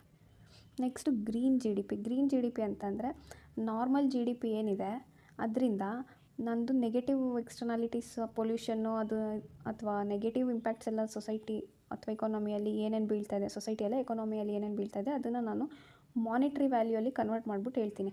ನೋಡಪ್ಪ, ನೀನು ಈ ಫ್ಯಾಕ್ಟ್ರಿಯನ್ನು ಎಸ್ಟಾಬ್ಲಿಷ್ ಮಾಡ್ಕೊಂಡೆ, ಇಲ್ಲಿ ಯಾವುದೋ ಸಿಗ್ರೆಟ್ ಫ್ಯಾಕ್ಟ್ರಿ ಅಂತಲೇ ತಗೋ, ಸಿಗ್ರೆಟ್ ಫ್ಯಾಕ್ಟ್ರಿ ಎಸ್ಟಾಬ್ಲಿಷ್ ಮಾಡ್ಕೊತೀಯ, ಅದರಿಂದ ನನಗೆ ಇಷ್ಟು ಜಿ ಡಿ ಪಿ ಕಾಂಟ್ರಿಬ್ಯೂಷನ್ ಏನೋ ಆಯಿತು, ಇಷ್ಟು ದುಡ್ಡು ಕೊಟ್ಟೆ, ಒಂದು 100 ಕೋಟಿ ದುಡ್ಡು ಕೊಟ್ಟಿದ್ಯಾ, ಆದರೆ ಇದರಿಂದ ಇಷ್ಟು ಪೊಲ್ಯೂಷನ್ ಆಯ್ತಲ್ಲ, ಇಷ್ಟು ಹೆಲ್ತ್ ಇಂಪ್ಯಾಕ್ಟ್ ಆಯ್ತಲ್ಲ, ಇದನ್ನು ನಾನು ಇಷ್ಟು ಮನಿಯಲ್ಲಿ ಹೇಳ್ತೀನಿ. ಇಷ್ಟು ಅಂತಂದರೆ ಇಷ್ಟು ಸಿಟಿ ಅಥವಾ ಇಷ್ಟು ಪರ್ಸೆಂಟೇಜಲ್ಲಿ ನೀನು ಪೊಲ್ಯೂಷನ್ ರಿಲೀಸ್ ಮಾಡಿದ್ಯಾ, ಅಲ್ಲ, ಇಷ್ಟು ರೂಪಾಯಿ ಅಷ್ಟು ನೀನು ಪೊಲ್ಯೂಷನ್ ಕಾಸ್ ಮಾಡಿದ್ಯಾ ಅಂತ ಇನ್ ಟರ್ಮ್ಸ್ ಆಫ್ ಮಾನಿಟ್ರಿ ವ್ಯಾಲ್ಯೂಯಲ್ಲಿ ಮಾಡಿಬಿಟ್ಟು ಇದನ್ನು ನಾನು ಈ ಜಿ ಡಿ ಪಿಯಿಂದ ಮೈನಸ್ ಮಾಡ್ತೀನಿ. ಆಗ ನಂಗೆ ಒಂದು ಜಿ ಡಿ ಪಿ ಬರುತ್ತಲ್ಲ, ಅದನ್ನು ಗ್ರೀನ್ ಜಿ ಡಿ ಪಿ ಅಂತ ಹೇಳ್ತೀನಿ. ಬಿಕಾಸ್ ಇಲ್ಲಿ ಎನ್ವೈರನ್ಮೆಂಟಲ್ ಕಾಸ್ಟ್ಸ್ಗಳು ಏನೇನಿದೆ ಅದನ್ನು ನಾನು ಇನ್ಕ್ಲೂಡ್ ಮಾಡ್ಕೊಂಡಿದ್ದೀನಿ while calculating G D P. So it is green G D P. So ಅವನು ಫ್ಯಾಕ್ಟ್ರಿ ಎಸ್ಟಾಬ್ಲಿಷ್ ಮಾಡಬೇಕಾದ್ರೆ ಸುಮ್ಮನೆ ಬಂದಿರುತ್ತೆ ಅವನಿಗೆ. ಅವನು ಫಸ್ಟು ಒಂದು ಫಾರೆಸ್ಟ್ ಇರೋದನ್ನು ಮರ ಎಲ್ಲ ಕಟ್ ಮಾಡಿ ಅದನ್ನು ಕಮರ್ಷಿಯಲ್ ಲ್ಯಾಂಡಾಗಿ ಕನ್ವರ್ಟ್ ಮಾಡಿರ್ತಾನೆ. ಅದಾದಮೇಲೆ ಅಲ್ಲಿ ಮೈನಿಂಗು ಅದು ಇದು ಏನು ನ್ಯಾಚುರಲಿ ಏನೇನು ಲಾಸ್ ಆಗಿರುತ್ತೆ ಅದನ್ನೆಲ್ಲ ನಾನು ಮಾನಿಟ್ರಿ ವ್ಯಾಲ್ಯೂಯಲ್ಲಿ ತೆಗೆದುಬಿಟ್ಟು ಅದನ್ನು ಜಿ ಡಿ ಪಿಯಿಂದ ಮೈನಸ್ ಮಾಡ್ತೀನಿ. That becomes green G D P. ಈಗ ಇದನ್ನು ನೀನು ಓದಿದ್ರೆ ಇದು you will be like getting it clear. Next come the topic carbon tax ಅಂತಂದರೆ, ಈಗ ಒಂದು ಪ್ರಾಡಕ್ಟ್ ಮೇಲೆ ನಾನು ಜಿ ಎಸ್ ಟಿ ಕೊಡ್ತೀನಿ ಅಲ್ವಾ, ಅದೇ ಥರ ಒಂದು ಪ್ರಾಡಕ್ಟ್ ಮೇಲೆ ನಾನು ಕಾರ್ಬನ್ ಟ್ಯಾಕ್ಸ್ನ ಕಟ್ಟಬೇಕಾಗುತ್ತೆ. ಯಾವಾಗ ಅಂತ ಅಂದರೆ, if this product which I am manufacturing and releasing it to the economy, ಆವಾಗ ನಂದು ಕಾರ್ಬನ್ ಎಮಿಷನ್ ಆಗ್ತಾ ಇರುತ್ತೆ. ಅಂದರೆ ಕಾರ್ಬನ್ ಡೈಆಕ್ಸೈಡ್ನ ಇದನ್ನು ಮ್ಯಾನುಫ್ಯಾಕ್ಚರ್ ಮಾಡಬೇಕಾದ್ರೆ certain amount of carbon dioxide release ಆಗ್ತಾ ಇದೆ ಅಂತ ಅನ್ಕೋ ಎನ್ವೈರನ್ಮೆಂಟಲ್ಲಿ. ಸೊ ಅದು ಲಾಸ್ ಆಗ್ತಾ ಇದೆ ಅಲ್ವಾ, ಪೊಲ್ಯೂಷನ್ ಜಾಸ್ತಿ ಆಗ್ತಾ ಇದೆ. ಈ ಪೊಲ್ಯೂಷನ್ನ ಕಂಟ್ರೋಲ್ ಮಾಡೋದು ರೆಸ್ಪಾನ್ಸಿಬಿಲಿಟಿ ಯಾರ್ದು? ಗವರ್ಮೆಂಟ್ದು. ಸೊ ಗವರ್ಮೆಂಟಿಗೆ ಇದು ಎಲ್ಲ ಎಕ್ಸ್ಟ್ರಾ ಚೀಸೇ ಈಗ ವೆಲ್ಫೇರ್ ಮಾಡ್ಕೊಳ್ಳೋದಕ್ಕೇ ಗವರ್ಮೆಂಟ್ ಹತ್ರ ದುಡ್ಡಿರಲ್ಲ, ಇದನ್ನು ಎಲ್ಲ ಸಾರ್ಟ್ ಮಾಡಬೇಕಲ್ವ ಗವರ್ಮೆಂಟು. ಇದಕ್ಕೆ ದುಡ್ಡೆಲ್ಲಿಂದ ತರುತ್ತೆ? ಸೊ ಯಾರ್ಯಾರು ಕಾರ್ಬನ್ ಡೈಆಕ್ಸೈಡ್ನ ರಿಲೀಸ್ ಮಾಡೋ ಅಂಥ ಫ್ಯಾಕ್ಟ್ರಿಗಳು ಹಾಕಿರ್ತಾರೆ ಅವ್ರ ಹತ್ರ ಕಾರ್ಬನ್ ಟ್ಯಾಕ್ಸ್ನ ಕಲೆಕ್ಟ್ ಮಾಡ್ಕೊತಾರೆ. ಸೊ ನಿನ್ನ ಫ್ಯಾಕ್ಟ್ರಿಯಿಂದ ಇಷ್ಟು ಕಾರ್ಬನ್ ಡೈಆಕ್ಸೈಡ್ ರಿಲೀಸ್ ಆಗುತ್ತೆ ಕಣಪ್ಪ, ನೀನು ಎಷ್ಟು ಪ್ರೊಡಕ್ಷನ್ ಮಾಡಿದ್ರು, ಸೊ ಮಿನಿಮಮ್ ಇಷ್ಟು ಕಾರ್ಬನ್ ಟ್ಯಾಕ್ಸ್ ಕಟ್ಟಬೇಕಾಗುತ್ತೆ ಅಂತ ಅಂದ್ಬಿಟ್ಟು ತೊಗೊತಾರೆ. So I read this for you. Currently India does not have uniform system of carbon taxation across country. ಎಲ್ಲ ಕಡೆ ಸೇಮ್ ಕಾರ್ಬನ್ ಟ್ಯಾಕ್ಸ್ ಇಲ್ಲ. ಅನ್ಲೈಕ್ ಇವಾಗ ಏನು ಇನ್ಕಮ್ ಟ್ಯಾಕ್ಸ್ ಆದರೆ ಇಷ್ಟ್ರ ಮೇಲಿದ್ದರೆ ಇಷ್ಟು % ಅಂತ ಯೂನಿಫಾರ್ಮ್ ಇದೆ ಅಲ್ವಾ, ಎಲ್ಲರಿಗೂ ಸೇಮು. ಆದರೆ ಕಾರ್ಬನ್ ಟ್ಯಾಕ್ಸ್ ಈ ಥರ ಇಲ್ಲ. However state governments have impose their own taxes to capture the costs of negative externalities such as green cess. So green cess ಇದೆಯಲ್ಲ, it is also a form of carbon tax. Cess ಅಂದರೆ ಏನು ಅಂತ ಆಮೇಲೆ taxation ಅಂತ ಒಂದು chapter ಬರುತ್ತೆ, ಅದರಲ್ಲಿ ಹೇಳ್ತೀನಿ. ಆಮೇಲೆ ಇಕೋ ಅಂದರೆ ಇಕಾಲಜಿಕಲ್ ಟ್ಯಾಕ್ಸ್ ಅಂತ ಆನ್ ವೆಹಿಕಲ್ಸು. ಈ ಥರ ಒಂದೊಂದು ಸ್ಟೇಟಲ್ಲಿ ಒಂದೊಂದು ಥರ ಇದೆ. Next, one measure introduced by the Government of India in 2010 was Clean Energy Cess. So it is also a form of carbon tax which aimed to incentivize the use of clean fuels by increasing the cost of consuming coal and using portion of the revenue collected to fund research and clean energy projects. So ಇದನ್ನು ಈ ಪರ್ಪಸ್ಸಿಗೆ use ಮಾಡ್ಕೊತಾರೆ ಅವರು. Okay, next, however, with the introduction of GST in 2017, the clean energy cess was abolished. So GST ಬಂದಾಗ ತುಂಬ ಒಂದು 16-17 taxes 16-17 taxes cancel ಆಗಿ ಎಲ್ಲದ್ರ ಬದಲು GST ಅಂತ ಬಂದ್ಬಿಡುತ್ತೆ. ಇದು 15, 16, 17 ಯಾವ್ಯಾವುದು ಅಂತ ಆಮೇಲೆ GST ಚಾಪ್ಟರ್ ಬರುತ್ತಲ್ಲ ಅಲ್ಲಿ ಬರುತ್ತೆ. ಅದರಲ್ಲಿ ಒಂದು ಯಾವುದಿತ್ತು ಅಂತಂದರೆ ಕ್ಲೀನ್ ಎನರ್ಜಿ ಸೆಸ್ ಅಂತ 2010 ಇಂಟ್ರೊಡ್ಯೂಸ್ ಮಾಡಿದ್ರು. ಅದನ್ನು GST 2017 ಇಂಪ್ಲಿಮೆಂಟ್ ಆಗಿದ್ದು. ಸೊ ಅಲ್ಲಿ ಈ ಸೆಸ್ ಏನಿತ್ತು ಅದು ಅಬಾಲಿಷ್ ಆಗಿಬಿಡುತ್ತೆ. ಅಬಾಲಿಷ್ ಅಂದರೆ ಬ್ಯಾಂಡ್. ನೆಕ್ಸ್ಟು ಇದ್ರ ಬದಲು ಏನು ತರ್ತಾರೆ, GST ಕಂಪನ್ಸೇಷನ್ ಸೆಸ್ ಆನ್ ಕೋಲ್ ಪ್ರೊಡಕ್ಷನ್. ಸೊ ಕೋಲ್ ಪ್ರೊಡಕ್ಷನ್ ಏನಿದೆ ಅದ್ರ ಮೇಲೆ GST ಕಂಪನ್ಸೇಷನ್ ಸೆಸ್ ಅಂತ ತರ್ತಾರೆ. Production at 400 rupees per ton was introduced. 1 ton of ಕೋಲ್ ಪ್ರೊಡಕ್ಷನ್ ನೀನು ಮಾಡ್ತಿದ್ಯಾ ಅಂತ ಅಂದರೆ ನನಗೆ ನೀನು ಈ GST ಕಂಪನ್ಸೇಷನ್ ಸೆಸ್ನ ಕೊಡಬೇಕು. ಎಷ್ಟು? 400 ರೂಪಾಯಿ 1 ton ಆಫ್ ಕೋಲ್. But the compensation cess taxes only the usage or coal and not the quantum of carbon emission from the usage of coal. So carbon ಎಮಿಷನ್ನ ಏನದನ್ನು ಟ್ಯಾಕ್ಸ್ ಮಾಡ್ತಾ ಕಾರ್ಬನ್ ಎಮಿಷನ್ ಏನಾಗ್ತಿದೆ ಅದ್ರ ಮೇಲೆ ಟ್ಯಾಕ್ಸ್ ಆಗ್ತಾಯಿಲ್ಲ. ನೀನು ಎಷ್ಟು ಕೋಲ್ನ ಯೂಸೇಜ್ ಮಾಡ್ತಿದ್ಯಾ ಅದಕ್ಕೆ ಅಷ್ಟೇ ನೀನು ಟ್ಯಾಕ್ಸ್ ಆಗ್ತಾ ಇರೋದು. ಸೊ ಅದು ಡಿಫ್ರೆನ್ಸ್ ಇದೆ. ಸೊ ನಮಗೆ ಬೇಸಿಕಲಿ ಗೊತ್ತಿರಬೇಕಾಗಿರೋದೇನು ಇದರಲ್ಲಿ, ಕಾರ್ಬನ್ ಟ್ಯಾಕ್ಸ್ ಅಂತ ಅಂದರೆ ಏನಾದರೂ ಎನ್ವೈರನ್ಮೆಂಟಲ್ಗೆ ಇಂಪ್ಯಾಕ್ಟ್ ಆಗೋ ಅಂಥದ್ದು ಏನಾದರೂ ಆ್ಯಕ್ಟಿವಿಟೀಸ್ ಮಾಡ್ತಾಯಿದ್ರೆ ಯಾವುದೇ ಒಂದು ಕಂಪ್ನಿ ಅಥವಾ ಮ್ಯಾನುಫ್ಯಾಕ್ಚರಿಂಗ್ ಸೆಟಪ್, ಅದಕ್ಕೆ ನಾವು ಒಂದು ಎಕ್ಸ್ಟ್ರಾ ಚಾರ್ಜ್ನ ಗವರ್ಮೆಂಟ್ ಚಾರ್ಜ್ ಮಾಡುತ್ತೆ. ಅದು ಒಂದು ಟ್ಯಾಕ್ಸ್ ಫಾರ್ಮಲ್ಲಿರುತ್ತೆ. ಆ ಟ್ಯಾಕ್ಸ್ ಹೆಸರು ಕಾರ್ಬನ್ ಟ್ಯಾಕ್ಸು. ಇದ್ರದ್ದು ವೆರೈಟಿ ಆಫ್ ಫಾರ್ಮ್ಸ್ ನಾವು ನೋಡಿದ್ವಿ ಆವಾಗಲೇ. ಗ್ರೀನ್ ಸೆಸ್ಸು, ಆಮೇಲೆ ಕ್ಲೀನ್ ಎನರ್ಜಿ ಸೆಸ್ಸು, ಅದನ್ನು ಇವಾಗ ರೀಪ್ಲೇಸ್ ಮಾಡಿದೆ ಯಾವುದು ಕಂಪನ್ಸೇಷನ್ ಸೆಸ್ ಆಗಿ. ಸೊ ಇವೆಲ್ಲ ಜನರಲಾಗಿ ನಿನಗೆ ಗೊತ್ತಿರಬೇಕು. ಕಾರ್ಬನ್ ಟ್ಯಾಕ್ಸ್ ಅಂದರೆ ಏನು ಅಂತ ಕ್ಲಾರಿಟಿ ಸಿಕ್ಕಿರಬೇಕು. ನೆಕ್ಸ್ಟ್ ಬಂದುಬಿಟ್ಟು ವರ್ಲ್ಡ್ ಬ್ಯಾಂಕ್ ಮತ್ತು IMF ಎರಡು ಸೇರಿ ಕಂಟ್ರೀಸ್ಗಳನ್ನ ಡೆವಲಪ್ಡ್ ಕಂಟ್ರಿ ಕಣಪ್ಪ ನೀನು ಡೆವಲಪಿಂಗು, ನೀನು ಅಂಡರ್ ಡೆವಲಪ್ಡು, ನೀನು ಎಮರ್ಜಿಂಗ್ ಕಂಟ್ರಿ, ಎಮರ್ಜಿಂಗ್ ಆ ಥರ ಕ್ಲಾಸಿಫೈ ಮಾಡುತ್ತೆ. ಅದು ಯಾವುದ್ರ ಮೇಲೆ ಮಾಡುತ್ತೆ ಆನ್ ದ ಬೇಸಿಸ್ ಆಫ್ ಅಂತಂದರೆ ಇನ್ಕಮ್. ಆಯಿತಾ? ಇನ್ಕಮಲ್ಲಿ high income countries, middle income countries, low income countries. ಮಿಡಲಲ್ಲಿ again upper middle income countries, lower middle income countries. ಈ ಪಾಪ್ಯುಲೇಷನಲ್ಲಿ ಇಲ್ವಾ high class, middle class, low class, upper middle class, lower middle class, ಆ ಥರ ಇದೆಲ್ಲ same ಅದೇ ಥರ ಕಂಟ್ರೀಸ್ಗಳಿಗೂ ಇದೆ. ಆದರೆ ಅದಕ್ಕೆ ಇಷ್ಟಿಷ್ಟು ಏನು ಕ್ರೈಟೀರಿಯಾಗಳಿದ್ದಾವೆ. ಇಷ್ಟರಿಂದ ಹೌದು GNI per capita if it is more than $13,205. ಇದಕ್ಕಿಂತ ಜಾಸ್ತಿ ಇದ್ದರೆ ಹೌದು GNI ಪರ್ ಕ್ಯಾಪಿಟಾ ಅಂತಂದರೆ ಒಂದೊಂದು ಪರ್ಸನ್ಗೆ ಅಟ್ಲೀಸ್ಟು ಇಷ್ಟಿರಬೇಕು ಪರ್ ಕ್ಯಾಪಿಟಾ. ಅಂಥ ಕಂಟ್ರೀಸ್ನ ಹೈ ಇನ್ಕಮ್ ಕಂಟ್ರೀಸ್ ಅಂತ ಹೇಳ್ತೀವಿ. ಸೇಮ್ ಅದೇ ಥರ $1085 ಕಡಿಮೆ ಇದೆ ಒಂದು ಕಂಟ್ರಿದು ಅಂತಂದರೆ ಅದನ್ನು ಲೋ ಇನ್ಕಮ್ ಅಂತ ಕರೀತೀವಿ. ಸೊ ಇಂಡಿಯಾ ಎಲ್ಲಿ ಸೇರುತ್ತೆ ಅಂತಂದರೆ ಲೋವರ್ ಮಿಡಲ್ ಇಲ್ಲಿ ಬರುತ್ತೆ ಇಂಡಿಯಾ. ಅಂದರೆ ಒಂದೊಂದು ಪರ್ಸನ್ದು ಪರ್ ಕ್ಯಾಪಿಟಲ್ ಇನ್ಕಮ್ ಎಷ್ಟಿದೆ ಇವ್ರ ಪ್ರಕಾರ $1085 ಜಾಸ್ತಿ ಇದೆ. ಆದರೆ ಇದೆಲ್ಲ ಸುಳ್ಳು. ಏನಕ್ಕೆ ಗೊತ್ತಾ? ರಿಚ್ ಪೀಪಲ್ದು ಮೋಸ್ಟ್ ಆಫ್ ದ ದುಡ್ಡು ರಿಚ್ ಪೀಪಲ್ದು ಇರುತ್ತೆ. ಏನು ಗೊತ್ತಾ? 40% of India's GDP belong to 1% of India's population. ಇಂಡಿಯಾದಲ್ಲಿ ಏನೇನು ವೆಲ್ತ್ ಇದೆ ಅದರದ್ದು 40% ಆಫ್ ವೆಲ್ತು ಬರೀ 1% ಆಫ್ ಪಾಪ್ಯುಲೇಷನ್ಗೆ ಸೇರಿರೋದು. ಅಂದರೆ these are highly rich people. ಇವ್ರದ್ದು ದುಡ್ಡು ಎಲ್ಲ ನಮಗೆ ಸುಮ್ಮನೆ ಕ್ಯಾಲ್ಕುಲೇಟ್ ಮಾಡಬೇಕಾದ್ರೆ ಡಿಸ್ಟ್ರಿಬ್ಯೂಟ್ ಆಗುತ್ತೆ ಅಷ್ಟೇ. But we are not part of it are we are not the owner of it. Next ಬಂದುಬಿಟ್ಟು ವರ್ಲ್ಡ್ ಎಕನಾಮಿಕ್ ಔಟ್ಲುಕ್ ಅಂತ ಒಂದು ರಿಪೋರ್ಟ್ ಬರುತ್ತೆ.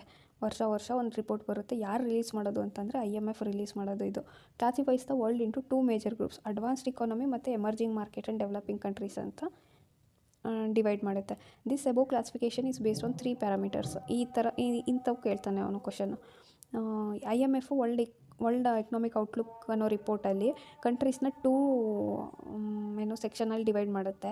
ಇದನ್ನು ಡಿವೈಡ್ ಮಾಡಬೇಕಾದ್ರೆ ಏನೇನು ಪ್ಯಾರಾಮೀಟರ್ಸ್ನ ಕನ್ಸಿಡರ್ ಮಾಡುತ್ತೆ ಅಂತ ಕೇಳ್ತಾನೆ. ಅದರಲ್ಲಿ 3 ಮೆನ್ಷನ್ ಮಾಡಿರ್ತಾನೆ, 1, 2, 3 ಅಂತ ಅಂದ್ಬಿಟ್ಟು. ಅದ್ರ ಜೊತೆಗೆ 4, 5 ಅಂತ ಅಂದ್ಬಿಟ್ಟು ಇವಂದೇ ಯಾವುದಾದ್ರೂ ಎಕ್ಸ್ಟ್ರಾ ಫ್ಯಾಕ್ಟರ್ಸ್ಗಳನ್ನ ಆ್ಯಡ್ ಮಾಡ್ತಾನೆ.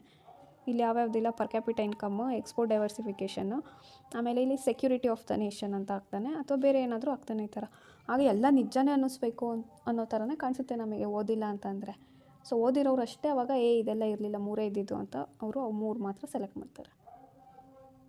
ಸೊ ಈ 3 ಯಾವ್ಯಾವುದು ಅಂತ ನೋಡ್ಕೊಂಡಿರಬೇಕು. ನೆಕ್ಸ್ಟ್ ಟಾಪಿಕ್ ಬಂದುಬಿಟ್ಟು ಇನ್ಫ್ಲೇಷನ್ ಇಂಡಿಸಿಸ್. ಇನ್ಫ್ಲೇಷನ್ ಅಂತ ಅಂದರೆ ಏನು?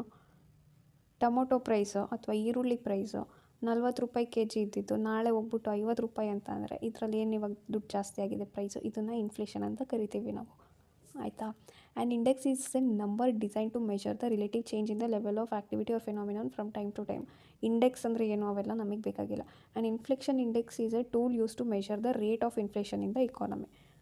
ಆಯಿತಾ. ಇನ್ಫ್ಲೇಷನ್ ಎಷ್ಟು ಚೇಂಜ್ ಆಗ್ತಾಯಿದೆ ಅದ್ರದ್ದು ಒಂದೆಲ್ಲನೂ ಟೇಬಲ್ ಮಾಡಿಟ್ಟಿರ್ತಾರೆ ಅಂತ ಅನ್ಕೋ. ಸೊ ದಿಸ್ ಇಂಡೆಕ್ಸ್ ಈಸ್ ನಾವು ಕಾಲ್ಡ್ ಆಸ್ ಇನ್ಫ್ಲೇಷನ್ ಇಂಡೆಕ್ಸ್ ಅಷ್ಟೇ.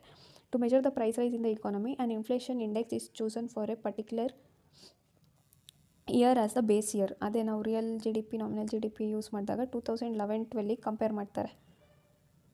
2011-12 ಚಿನ್ನದ ಪ್ರೈಸು ಇಷ್ಟಿತ್ತು. 2025-26 ಚಿನ್ನದ ಪ್ರೈಸು ಇಷ್ಟಾಗಿದೆ. ಇಲ್ಲಿಂದ ಇಲ್ಲಿಗೆ ಏನು ರೇಟ್ ಜಾಸ್ತಿ ಆಗಿದೆ ಅಂತ ನಾವು ಜನರಲಾಗಿ ಏನು ಮಾತಾಡ್ತೀವಿ, ನಾವು ರೇಟ್ ಜಾಸ್ತಿ ಆಗಿದೆ ಅಂತ ಹೇಳ್ತೀವಿ, ಇವರು ಅದನ್ನು ಇನ್ಫ್ಲೇಷನ್ ಅಂತ ಹೇಳ್ತಾರೆ ಅಷ್ಟೇ. ಸೊ ಆ ಥರ ಏನು ಕ್ಯಾಲ್ಕುಲೇಟ್ ಮಾಡೋದಕ್ಕೆ ಅಥವಾ ಏನು ಇಲ್ಲಿಂದ ಇಲ್ಲಿಗೆ ಎಷ್ಟು ಚೇಂಜ್ ಆಗಿದೆ ಅಂತ ನೋಡೋದಕ್ಕೆ 3 ಪ್ಯಾರಾಮೀಟರ್ಸ್ ಇದ್ದಾವೆ. ಒಂದು ಕನ್ಸ್ಯೂಮರ್ ಪ್ರೈಸ್ ಇಂಡೆಕ್ಸು, ಎರಡನೇದು ಹೋಲ್ಸೇಲ್ ಪ್ರೈಸ್ ಇಂಡೆಕ್ಸು, ಮೂರನೇದು G D P deflator. So consumer price index ಅಂತಂದರೆ ಏನು ಅಂತಂದರೆ basket of goods and services at retail ಪ್ರೈಸಸ್ಸಲ್ಲಿ ಇದನ್ನೆಲ್ಲ ಕ್ಯಾಲ್ಕುಲೇಟ್ ಮಾಡೋದು. ಆಯಿತಾ. C P I measures the change in prices paid by the ultimate consumers wholesale ಪ್ರೈಸಲ್ಲಿ ತೊಗೊಳೋದ. ಈಗ ನಾವು ರೇಷನ್ ಎಲ್ಲ ತೊಗೊತೀವಿ ಅಂಗಡಿಗೆ ಹೋಗ್ಬಿಟ್ಟು, ಅದೆಲ್ಲ ನಮ್ಗೆ ಹೋಲ್ಸೇಲ್ ಪ್ರೈಸಿಗೆ ಹಾಕ್ಕೊಡ್ತಾರಾ?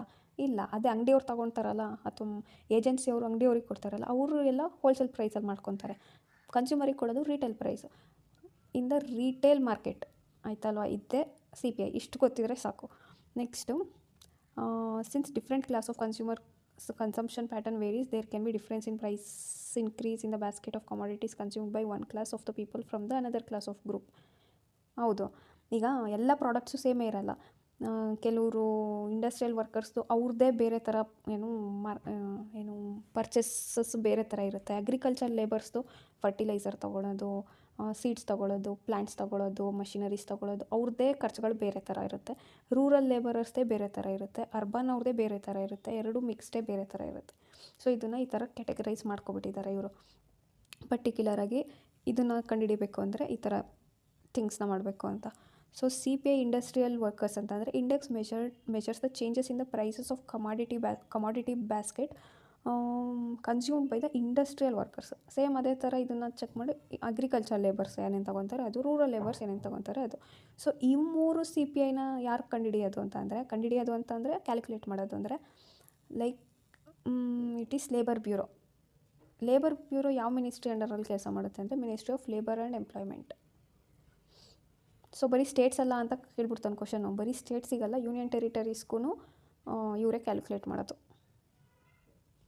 ಈ ಥರದ್ರಲ್ಲಿ ಇದೆಲ್ಲ ಈಸಿ, ಆರಾಮಾಗಿ ಕಂಡುಹಿಡಿಬೋದು. ಬಟ್ ಹೊಸದಾಗಿ ನಾವು ಹೊಸ ಆಸ್ಪಿರೆಂಟ್ಸ್ ಇರ್ತೀವಲ್ವ, ಆವಾಗ ಕಷ್ಟ ಅಂತ ಅನಿಸುತ್ತೆ ಇವೆಲ್ಲ. ಈ ಥರನೂ ಯಾರಾದರೂ ಕ್ವಶನ್ ಕೇಳ್ತಾರಾ ಅಂತ ಅನಿಸ್ಬಿಡುತ್ತೆ. ಇವು 3 ಫ್ಯಾಕ್ಟರ್ಸ್ ಕೊಟ್ಬಿಟ್ಟು ಇವು 3ನ್ನ ಸ್ಟೇಟ್ಸಿಗೆ ಲೇಬರ್ ಬ್ಯೂರೋ ಕಂಡುಹಿಡಿತಾರೆ, ಕ್ಯಾಲ್ಕುಲೇಟ್ ಮಾಡ್ತಾರೆ. ಬಟ್ ಯೂನಿಯನ್ ಟೆರಿಟರೀಸ್ಗೆ ಗವರ್ನರ್ ಯಾರನ್ನ ಅಪಾಯಿಂಟ್ ಮಾಡಿರ್ತಾನೆ ಅವ್ರು ಕ್ಯಾಲ್ಕುಲೇಟ್ ಮಾಡ್ತಾನೆ ಅಂತ ಕೊಡ್ತಾರೆ. ನಮಗೆ ಎಲ್ಲ ಗೊತ್ತಿರುತ್ತೆ, ಆದರೂ ತಪ್ಪು ಟ್ರ್ಯಾಪ್ ಒಳಗೆ ಬಿದ್ದುಬಿಡ್ತೀವಿ. ಹಂಗೆ ಮಾಡಬಾರ್ದು. ಎರಡಕ್ಕೂ ಅವರೇ ಅಂತ ಒಂದ್ಸಲ ಓದಿದರೆ ಅದು ಗೊತ್ತಾಗ್ಬಿಡ್ಬೇಕಷ್ಟೇ. ಆಮೇಲೆ ಅದು ಕಾಮನ್ ಸೆನ್ಸ್, ಅದು ಹೆಂಗೆ ಚೇಂಜ್ ಮಾಡೋಕ್ಕಾಗ್ಬಿಡುತ್ತೆ ಅಂತ. ಅದೇ ಥರ next C P I rural, C P I urban, C P I combined. ಇದನ್ನೆಲ್ಲ ಯಾರು ಕ್ಯಾಲ್ಕುಲೇಟ್ ಮಾಡ್ತಾರೆ ಅಂತಂದರೆ ಎನ್ ಎಸ್ ಒ ಯಾವ ಏಜೆನ್ಸಿ, ಯಾವ ಮಿನಿಸ್ಟ್ರಿ ಅಂಡರಲ್ಲಿ ಬರುತ್ತೆ ಅಂದರೆ ಮಾಸ್ಪಿ ಅಂದರೆ ministry of statistics and programme implementation. ಈ ಲೇಬರ್ ಬ್ಯೂರೋ ಹೇಗೆ ministry of labour and employment ಅಂಡರಲ್ಲಿ ಕೆಲಸ ಮಾಡುತ್ತೆ, ಅದೇ ಥರ ಎನ್ ಎಸ್ ಒ ಮಾಸ್ಪಿ ಅಂಡರಲ್ಲಿ ಕೆಲಸ ಮಾಡುತ್ತೆ. ಸೊ ಇದಿಷ್ಟು ಕಾನ್ಸೆಪ್ಟ್ಸ್ ಆಯಿತಾ. ಕಾನ್ಸೆಪ್ಚುಯಲ್ ಇಲ್ಲಿ ತನಕ ಆಗುತ್ತೆ. ನೆಕ್ಸ್ಟು ಕ್ವಶನ್ನು ಬೇಸ್ ಇಯರ್ ಯಾವುದು ಹಾಗಾದರೆ ಸಿ ಪಿ ಐಗೆ ಅಂತ ಕೇಳಿದ್ರೆ it is 2011-12. Next the weights in the C P I basket for different items are assigned based on expenditure made by the retail people on those items. These weights are assigned once during the base year and it remains fixed till the base year gets revised. So ಈ base year change ಮಾಡಿದಾರಾ ಇಲ್ವಾ ಅಂತ ನನಗೆ doubt. 21-22ಗೆ change ಮಾಡಬೇಕು ಅಂತ like ನ್ಯೂಸಲ್ಲಿತ್ತು. ನಾನು January February ಟೈಮಲ್ಲಿ ಓದಬೇಕಾದ್ರೆ, ಬಟ್ ಇವಾಗ ಐ ಡೋಂಟ್ ರಿಮೆಂಬರ್ ಮಾಡಿದಾರ ಆಫಿಷಿಯಲಿ ಇಲ್ವಾ ಅಂತ. ಫುಡ್ ಈ ವೆಯ್ಟೇಜ್ ಏನಿದೆ ಅದನ್ನು ಅವನು ಆರ್ಡರ್ ವೈಸ್ ಕೇಳ್ತಾನೆ. Food and beverages have the highest weight, ಎಷ್ಟು 45 45.6 ಅಂತ ಅನ್ಕೋ. 45.6% ಫುಡ್ ಆ್ಯಂಡ್ ಬೆವ್ರೇಜಸ್ ಮೇಲೆ ಖರ್ಚು ಮಾಡ್ತಾರೆ ಜನ. ಆಯಿತಾ. Next hence any fluctuation in food items impact CBI in a major way. So ಫುಡ್ಡಲ್ಲಿ ಪ್ರೈಸಸ್ ಏನಾದರೂ ಜಾಸ್ತಿ ಆಗ್ತಾಯಿದೆ ಅಂತ ಅಂದರೆ CBIಲಿ ಏನಂತಾರೆ ಸಿಗ್ನಿಫಿಕೆಂಟಾಗಿ ಚೇಂಜ್ ಆಗುತ್ತೆ. CBI includes the impact of indirect taxes as well. Food ಮೇಲೆಲ್ಲ ಇಂಡೈರೆಕ್ಟ್ ಟ್ಯಾಕ್ಸ್ ಹಾಕ್ತಾರಲ್ಲ, food beverages, if it is like luxury product ಅವಾಗ ಹಾಕ್ತಾರೆ. ಸೊ ಇಂಡೈರೆಕ್ಟ್ ಟ್ಯಾಕ್ಸಸ್ ಕೂಡ CPIನ ಇಂಪ್ಯಾಕ್ಟ್ ಮಾಡುತ್ತೆ. ಕನ್ಸ್ಯೂಮರ್ ಫುಡ್ ಪ್ರೈಸ್ ಇಂಡೆಕ್ಸ್ ಅಂತಲೇ ಒಂದಿದೆ ಅದಕ್ಕೆ ಅಂತ. Because food and beverages constitutes almost like half of the CPI basket. Almost 45 ಅಂದರೆ ಅರ್ಧಕ್ಕರ್ಧನೇ ಆಗೋಯ್ತು. So CFPI measures the change in retail price in food items consumed by the population. It is also released monthly for rural, urban and combined. Monthly release ಮಾಡ್ತಾರೆ. ಇದಿಷ್ಟು CPI ಗೊತ್ತಾಯ್ತಾ. Next wholesale price index ಅಂತ ಅಂದರೆ same, ಆದರೆ wholesale ಪ್ರೈಸಲ್ಲಿ ಎಲ್ಲೆಲ್ಲಿ goods and services ಇದರಲ್ಲಿ services ಬರಲ್ಲ. ಯಾಕೆ ಅಂದರೆ ಈಗ ಎಜುಕೇಷನ್ ಅಂತ ಇದೆ, ಫೀಸ್ ಕಟ್ಟೋಕ್ಕೆ ಹೋಗ್ತೀಯಾ. ಇನ್ನೊಂದು ಕೇಸು ರೈಸು ವೀಟು ಏನಾದರೂ ತೊಗೊಳಕ್ಕೆ ಹೋಗ್ತೀಯ ಅಂಗಡಿಗೆ, ಅವರಿಗೇನೋ ಹೇಳ್ಬೋದು ಸರ್ ಹೋಲ್ಸೇಲ್ ಪ್ರೈಸ್ ಹಾಕ್ಕೊಡಿ ಸರ್ ಅಂತ. ಫೀಸ್ ಕಟ್ಟೋಕ್ಕೆ ಹೋಗ್ಬೇಕಾದ್ರೆ ಸರ್ ಹೋಲ್ಸೇಲ್ ಫೀಸ್ ತಗೊಳ್ಳಿ ಅಂತ ಹೇಳೋಕ್ಕಾಗುತ್ತಾ? ಇಲ್ಲ. ಸೊ ಸರ್ವೀಸಸ್ನ ಹೋಲ್ಸೇಲಲ್ಲಿ ಟ್ರೇಡೇ ಮಾಡಲ್ಲ ಅಲ್ವಾ. ಇಟ್ ಈಸ್ ಒಂದೇ ಪ್ರೈಸ್, ಅದು ರಿಟೇಲಲ್ಲಿ ಬಂದುಬಿಡುತ್ತೆ. ಸೊ ಸರ್ವೀಸಸ್ ಬರಲ್ಲ ಇದರಲ್ಲಿ. ಸೊ ಯಾವುದೇ ಗೂಡ್ಸ್ನ ನಾವು ಹೋಲ್ಸೇಲ್ ಮಾರ್ಕೆಟಲ್ಲಿ ಟ್ರೇಡ್ ಮಾಡ್ತಾಯಿದ್ದೀವಿ ಅಂದರೆ ಅಂಥ ಟೈಮಲ್ಲಿ ನಾವು ಒಂದು ಇನ್ಫ್ಲೇಷನ್ ಎಷ್ಟಾಗಿದೆ, ಪ್ರೈಸಸ್ ಎಷ್ಟು ಚೇಂಜ್ ಆಗಿದೆ ಅಂತ ಕಂಡುಹಿಡಿತೀವಿ ಅಥವಾ ಕ್ಯಾಲ್ಕುಲೇಟ್ ಮಾಡ್ತೀವಿ ಅಂದರೆ that is wholesale price index. ಇದನ್ನು ಯಾರು ಮಾಡ್ತಾರೆ ಅಂತಂದರೆ ಈ department of promotion of industry and internal trade, DPIIT. ಇವ್ರು ಯಾರು ಅಂಡರಲ್ಲಿದ್ದಾರೆ? Ministry of commerce and industry. ಆಯಿತಾ. Next while the CPI based retail inflation looks at the prices which the consumer pays to buy the goods and services, the WPI tracks prices which the producer gets at the wholesale. ಹೌದು. CPI ಅಂತಂದರೆ consumer level, ಇಲ್ಲಿ ಯಾರು producer level ಅಥವಾ manufacturer level. Between the wholesale price and the retail price the difference essentially is the former only tracks basic prices devoid of transportation cost, indirect tax and the retail margin. So ಇದೆಲ್ಲ difference ಅಂತ. ಇದರಲ್ಲಿ weightage ಏನಿದೆ ಅಂತಲೂ ಅವ್ನು ಕೇಳಿದ್ದಾನೆ already, ತುಂಬ ಸಲ ಕೇಳಿದ್ದಾನೆ several ಎಕ್ಸಾಮ್ಸಲ್ಲಿ. Primary articles 22.62. ಮ್ಯಾನುಫ್ಯಾಕ್ಚರ್ಡ್ ಪ್ರಾಡಕ್ಟ್ಸ್ ಇದರಲ್ಲಿ ಹೈಯೆಸ್ಟ್ ವೆಯ್ಟೇಜ್ ಇರೋದು. ಮ್ಯಾನುಫ್ಯಾಕ್ಚರ್ಡ್ ಪ್ರಾಡಕ್ಟ್ಸಿಗಲ್ಲಿ ಬ್ಯಾಸ್ಕೆಟ್ ಅಂತ ಇರುತ್ತೆ. ಈ ಬ್ಯಾಸ್ಕೆಟಲ್ಲಿ 3 ಕ್ಯಾಟಗರಿ ಆಫ್ ಪ್ರಾಡಕ್ಟ್ಸ್ ಇದ್ದಾವೆ. Manufactured products, fuel and power, primary articles. Least weightage ಇರೋದು ಫ್ಯೂಯಲ್ ಆ್ಯಂಡ್ ಪವರಿಗೆ, ಮ್ಯಾನುಫ್ಯಾಕ್ಚರ್ಡ್ ಪ್ರಾಡಕ್ಟ್ಸು ಹೈಯೆಸ್ಟ್. ಸೊ ಇದನ್ನು ಆರ್ಡರ್ ವೈಸ್ ಜೋಡಿಸಿ ಅಂತಲೇ ಕೇಳಿದ್ದಾನೆ. ಇನ್ನು ನೆಕ್ಸ್ಟ್ ಟಾಪಿಕ್ ಬಂದು GDP ಡಿಫ್ಲೇಟರ್ ಅಂತಂದರೆ ಏನೂ ಇಲ್ಲ. ಆವಾಗಲೇ ನಾವು ನಾಮಿನಲ್ GDP, ರಿಯಲ್ GDP ಏನು ಕಲ್ತಿದ್ವಿ. ನಾಮಿನಲ್ ಅಂತಂದರೆ ಈಗ ಎಷ್ಟಿದೆ, ಈಗಿನ ಕ್ವಾಂಟಿಟಿ, ಈಗಿನ ಪ್ರೈಸು ಮಲ್ಟಿಪ್ಲೈ ಮಾಡಿದಾಗ ನಂಗೆ ವ್ಯಾಲ್ಯೂ ಬರೋ GDP ನಾಮಿನಲ್ GDP. ಈಗಿನ ಕ್ವಾಂಟಿಟಿ ಆದರೆ ಬೇಸ್ ಇಯರ್ ಪ್ರೈಸು ಆವಾಗ ಸಿಗೋದು ರಿಯಲ್ GDP. ಸೊ ಅದ್ರದ್ದು ರೇಷಿಯೋ ಹಾಕು, ನಾಮಿನಲ್ GDP ಮೇಲೆ ರಿಯಲ್ GDP ಕೆಳಗೆ. ಇದ್ರ ರೇಷಿಯೋ ತೆಗಿ. ಇಲ್ಲೇನು ಕೊಟ್ಟಿದ್ದಾನೆ, ಯಾವುದೋ ಒಂದು ಪ್ರಾಡಕ್ಟಿಗೆ ರಿಯಲ್ GDP 110 ರೂಪಾಯಿ ಇತ್ತು, ಆದರೆ ಈಗಿನ ವರ್ಷದಲ್ಲಿ ಎಷ್ಟಿದೆ, 115 ಆಗಿದೆ. ಸೊ ಹಾಗಾದರೆ ಎಷ್ಟು ಪಟ್ಟು ಜಾಸ್ತಿ ಆಗಿದೆ? 1.05% ಅಷ್ಟು ಇನ್ಫ್ಲೇಷನ್ ಆಗಿದೆ ಅಂತ ನಮಗೆ ಗೊತ್ತಾಯಿತು. ಸೊ GDP ಡಿಫ್ಲೇಟರ್ ಏನು ತೋರಿಸ್ತಾ ಇದೆ ನನಗೆ, ಈ ವರ್ಷದಿಂದ ಈ ವರ್ಷ ಎಷ್ಟು ಇನ್ಫ್ಲೇಷನ್ ಆಗಿದೆ ಅಂತ ತೋರಿಸುತ್ತೆ. Then here comes the major part of this chapter where questions can be asked. ಏನೇನು ಪಾಯಿಂಟ್ ಇದೆ ಈ 4 important. In wholesale market services are not traded. Services ಹೋಲ್ಸೇಲಲ್ಲಿ ಮಾರ್ತಾರಾ ಯಾರಾದರೂ? ಇಲ್ಲ. So WPI does not include the inflation in services while CPI and GDP deflator capture inflation in services also. ಇದೇ ಥರ ಕೊಡ್ತಾನೆ ಅವನು statement number 1. WPI does not include services while CPI and GDP deflator do have. ಒಂದನೇ statement. ಎರಡನೇ statement, the goods purchased by consumers in the retail market do not represent all the goods produced in the country like inputs, intermediate and capital goods are purchased by the companies. So CPI does not include these items but WPI takes into account of all such goods.